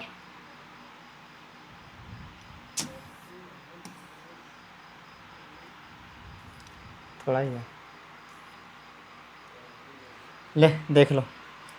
convert the following temperature into Celsius scale. बहुत आसान है भाई, 300 केल्विन को सेल्सियस बनाना है तो 300 - 273 कर दो, कितना हो जाएगा, 27 डिग्री सेल्सियस हो जाएगा।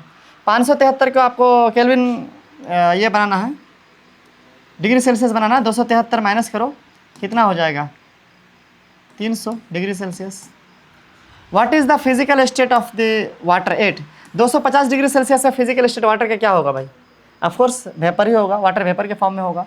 100 डिग्री सेल्सियस पे it could be even in the form of water also, और it could be in the form of vapour also. हम जानते हैं कि 100 डिग्री सेल्सियस पे, जैसे 0 डिग्री सेल्सियस पे मेल्टेड भी हो सकता है वाटर और आइस भी हो सकता है, वैसे 100 पे, है ना, ये वेपर के फॉर्म में भी हो सकता है और लिक्विड भी हो सकता है। अगला क्वेश्चन है, for any substances why does the temperature at remain constant during the change of state.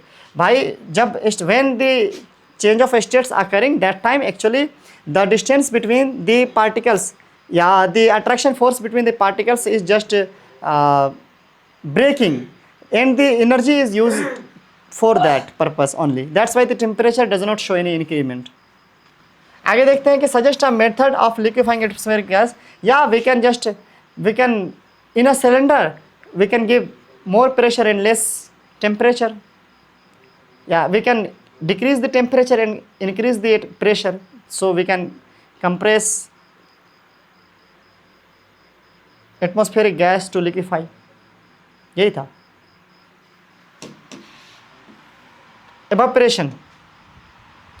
भाई वेपर अलग था, evaporation अलग है। वेपराइजेशन था वो बॉइलिंग होकर हुआ था, evaporation देखो। Do you always need to heat or change pressure for changing the states of matter? नहीं। क्या हमेशा हम लोग को आग घुसड़ना पड़ता है क्या कोई चीज़ सुखाने के लिए? नहीं।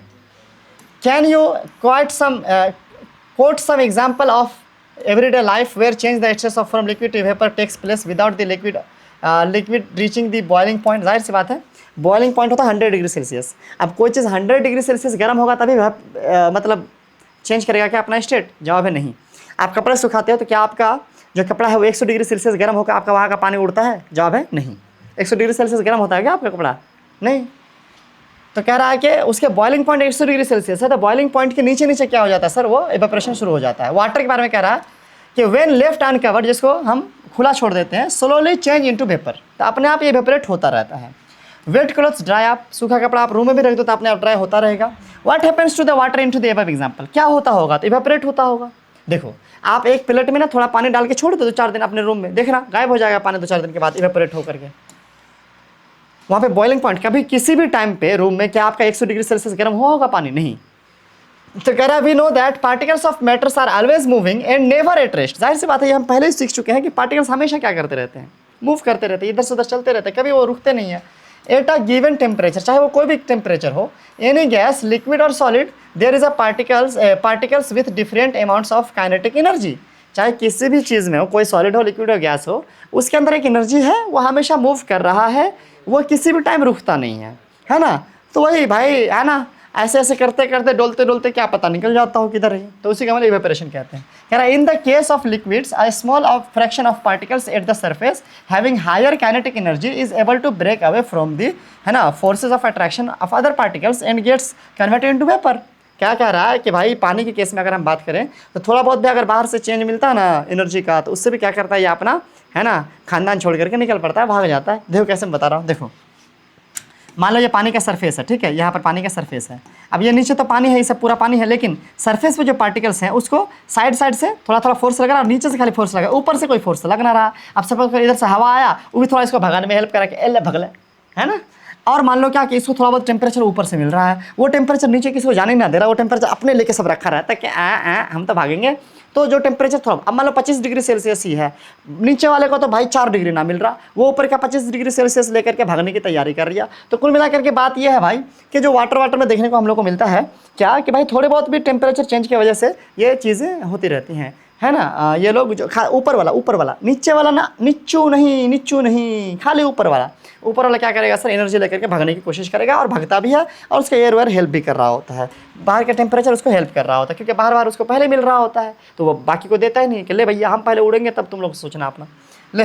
तो वहाँ पर इस तरीके से कह रहा है कि हल्का फुल्का चेंज की वजह से भी हम लोग क्या देखने को मिलता है, चेंज देखने को मिलता है। This phenomena of change into liquid into the vapour at any temperature below its boiling point is called evaporation. आप इसको अंडरलाइन कर लो। What is evaporation? देखो इवेपोरेशन अलग था, इवेपोरेशन क्या है? Evaporation is the phenomena where at any temperature without reaching boiling point 100 degree Celsius पानी का, वहाँ पहुँचने के बिना ही अगर कोई चीज़ अपना स्टेट चेंज कर लेता है, लिक्विड से गैस बन जाता है, then that is called evaporation. और ये एक ऑटोमेटिक प्रोसेस है और ये कंटिन्यूअस प्रोसेस है, हमेशा चलता रहता है, और ये एक सरफेस फिनोमिना है। बॉइलिंग जो था वो पूरा ऐसा गुड़बुड़ पूरा में हो रहा था, लेकिन इवेपोरेशन सिर्फ ऊपर से होगा, ऊपर वाला उड़ेगा, नीचे वाला उसके बाद मौका मिलेगा। सब धक्का मुक्की नहीं, सबको मौका मिलेगा। आगे बढ़ते हैं। अब है कि ये जो इवेपोरेशन होता है, कौन कौन चीज़ें इस पर असर डालते हैं, किससे इवेपोरेशन ज़्यादा किससे कम होता है, कि फैक्टर्स इफेक्टिंग इवेपोरेशन, कौन कौन सी चीज़ें हैं इसके लिए जिम्मेदार।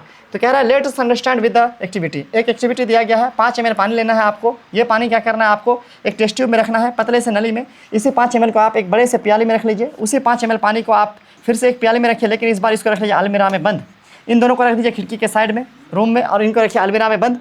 अब देखिए क्या 1-2 दिन के बाद आप देखेंगे इसका पानी ज़्यादा कम हो गया होगा या ख़त्म हो गया होगा, इसका पानी थोड़ा बच गया होगा, थोड़ा सा नीचे फिर भी, और इसके अंदर भी थोड़ा पानी रहा होगा।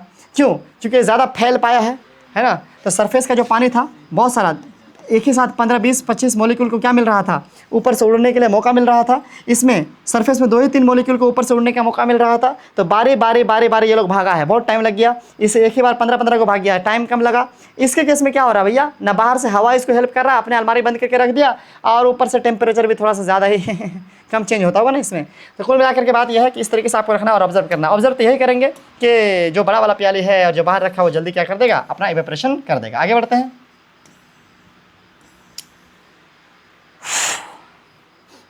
You must have observed that the rate of evaporation increase with, कब, अब यहाँ पर बता रहा, समराइज करके बता रहा आपको कि रेट ऑफ इवेपोरेशन किस किस चीज़ पे डिपेंड करती है। ठीक है, पहला चीज़ an increase of surface area.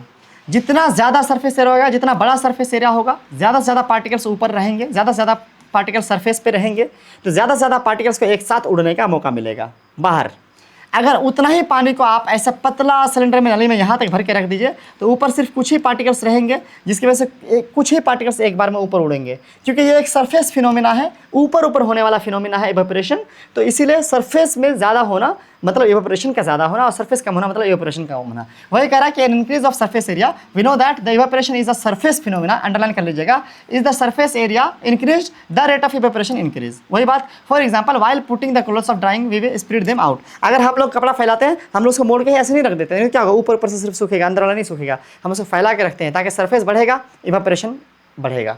चलिए, एन इंक्रीज ऑफ टेम्परेचर, जाहिर सी बात है भैया, गर्मी तो इंपॉर्टेंट फैक्टर है, यही इंक्रीज करेगा। अगर गर्मी बढ़ेगी, जाहिर सी बात है एनर्जी मिलेगा तो बढ़ेगा। कह रहा है कि with the increase of temperature more number of particles है ना get enough kinetic energy to get है ना इनटू द वेपर और डिक्रीज। अच्छा, ये हो गया एक। तो क्या कह रहा है कि अगर इवेपोरेशन आपको ज़्यादा करना है तो उसके लिए टेम्परेचर ज़्यादा होना चाहिए। अगर आप धूप पे रखोगे कोई चीज़ तो जल्दी सूखेगा, कपड़ा को आप साए में रखने के कंपेयर में, क्योंकि वहाँ पर टेम्परेचर ज़्यादा है। तो सरफेस का ही जो वाटर है, जिसको थोड़ी एनर्जी चाहिए भागने के लिए, वो थोड़ी एनर्जी भी धूप में ज़्यादा मिलेगी ना, और जल्दी मिलेगी ना। तो वही कह रहा है कि इंक्रीज ऑफ टेम्परेचर की वजह से क्या होता है, इवेपोरेशन ज़्यादा होता है। अगला है सर ह्यूमिडिटी की बात की जा रही है। व्हाट इज ह्यूमिडिटी, यानी पहले से एयर में कितने वाटर पार्टिकल्स मौजूद है, इसको ह्यूमिडिटी कहते हैं। और डिक्रीज इन ह्यूमिडिटी, इवेपोरेशन कब बढ़ेगा, जब ह्यूमिडिटी घटेगी। अब ये देखो क्या है, सपोज करो यहाँ पर ये वाटर पार्टिकल्स थे जिसको उड़ना था ऊपर, अब ऊपर में पहले से ही इसके पार्टिकल्स ऐसे घेर के रखे, जगह घेर के रखे, भीड़ लगा के रखे भैया, इसको जगह ही ना मिल रहा ऊपर जाने के लिए, है ना।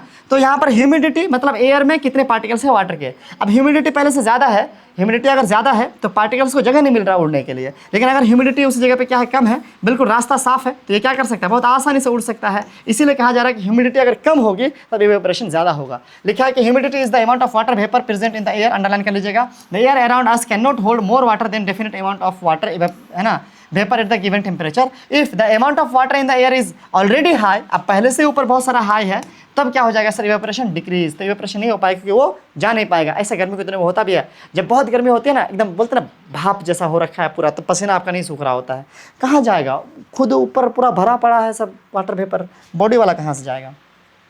उसके अलावा विंड स्पीड है ना, हवा जो है वो सरफेस पे क्या कर सकता है, उसको उड़ावे धक्का दे करके बाहर निकालने में हेल्प कर सकता है। It is a common observation that clothes dry faster on the wind day, हवा में जल्दी सूखता है। क्यों? क्योंकि एक तो वो पहले से वहाँ भागना चाहता है टेम्परेचर लेकर के, सरफेस से पार्टिकल्स, ऊपर से उसको हेल्प कर देता है कौन, हवा। कह रहा है कि with the increase in wind speed the particles of water evaporation move away with the wind, decreasing the amount of water vapour the sun surrounding. जाहिर सी बात है ना भाई, क्लियर है। मेरे ख्याल से ये बहुत ईजी चीज़ें थी।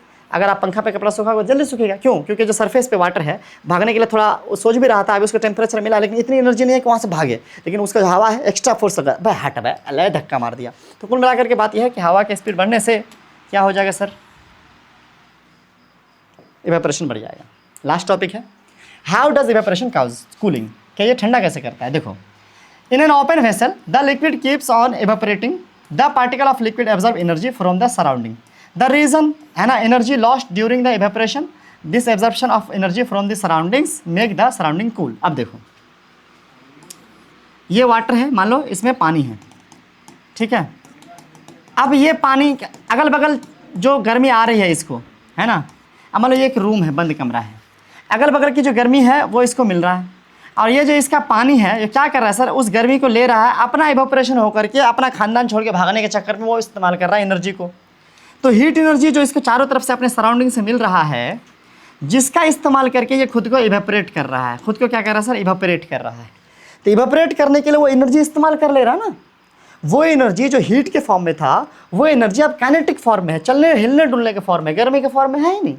तो कहने का मतलब है कि हीट एनर्जी कम हुआ, उसका यूज़ हो गया किसी और फॉर्म में, तो इसीलिए यहाँ पर हीट आसपास से कम होगा, इससे आसपास ठंडा होगा। ठीक है, और समझेंगे थोड़ा सा आगे देखो। इसे कहते हैं इफेक्ट ऑफ कूलिंग, इसे कहते हैं इवेपोरेशन कूल्स।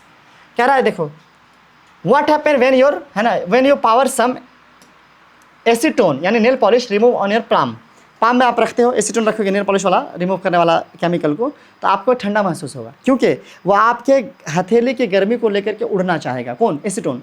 एसीटोन जब उड़ेगा तो कहाँ से गर्मी लिया? आपके हथेली से लिया। आपका हथेली इसलिए क्या फील करेगा? ठंडा फील करेगा। कह रहा है कि the particles gain energy from your palm और surrounding and evaporate causing the palm feel cool, इसीलिए आपको ठंडा महसूस होता है। ऐसे कह रहा है, after a hot summery day people sprinkling water on the roof of the open ground and because the large latent heat of the evaporation water helps to cool the hot surface. जाहिर सी बात है, छत के ऊपर लोग पानी डालते हैं कई दफ़ा, है ना, गर्मी के दिनों में। इससे क्या होता है, पानी छत की गर्मी को लेकर के उड़ता है, इवेपोरेट होता है, जिसकी वजह से छत में गर्मी कम होती है। क्यों? क्योंकि वही गर्मी इस्तेमाल करके तो उड़ा है। तो कुल मिलाकर की बात यह है कि जो इवेपोरेशन है उसने एक कूलिंग इफेक्ट क्रिएट किया है। I hope it is done. आगे बढ़ते हैं। अब यहाँ पर कह रहा है, why should we wear cotton clothes in summer, कपड़े गर्मी के क्यों पहनने चाहिए हम लोग को सूती के गर्मी में। कह रहा है कि ड्यूरिंग समर वी, है ना, perspire more because of mechanism of our body which keeps us cool. जाहिर सी बात है भैया, क्या होता है कि हम लोग,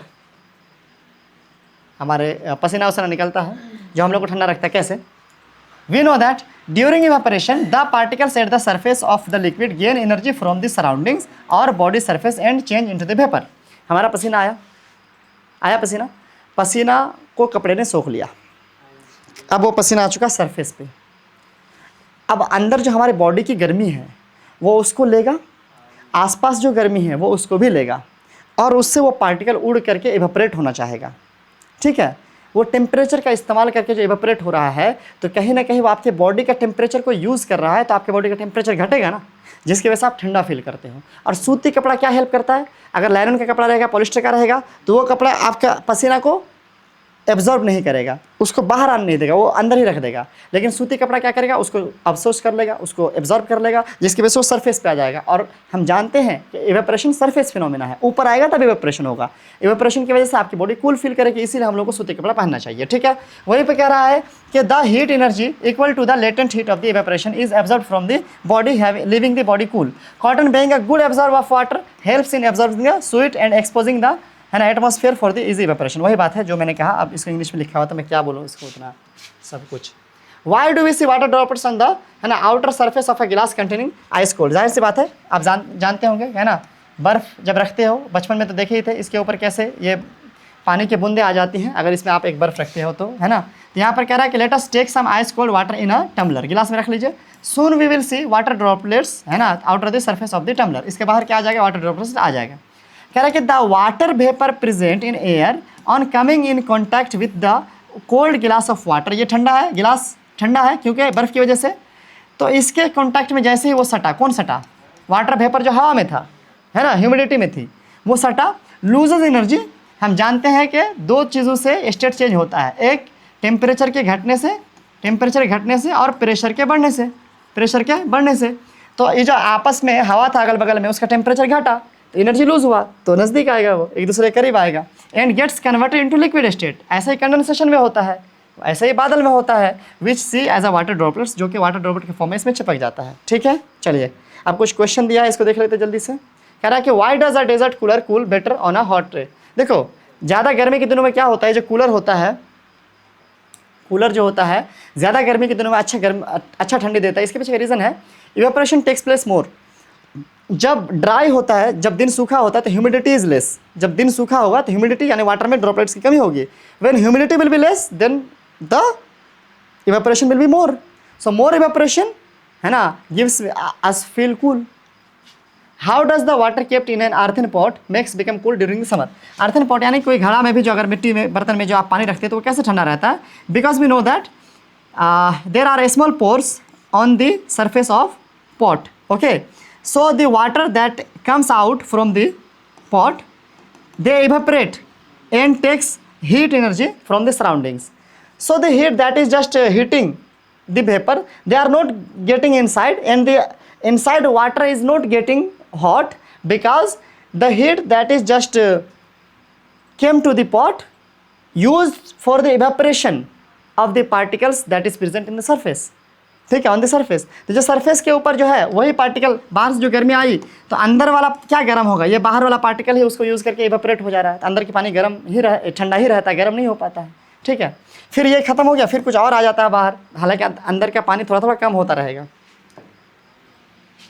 वाई डज आवर पम्प feel cool when we put some acetone और पेट्रोल और परफ्यूम ऑन इट। जब हम लोग परफ्यूम डालते हैं या एसीटोन डालते हैं या पेट्रोल डालते हैं, पेट्रोल भी बहुत जल्दी इवेपोरेट होता है, हल्का टेम्परेचर मिला इवेपोरेट हो गया, एसीटोन हल्का टेम्परेचर मिला इवेपोरेट हो गया। इस तरह से परफ्यूम भी कम टेम्परेचर में इवेपोरेट हो जाता है, अल्कोहल है। तो कुल मिलाकर की बात है, ये सब जब भी हम लोग डालते हैं तो हम लोग के बॉडी का टेम्परेचर लेकर के इवेपोरेट होता है, that's why it feel us cool.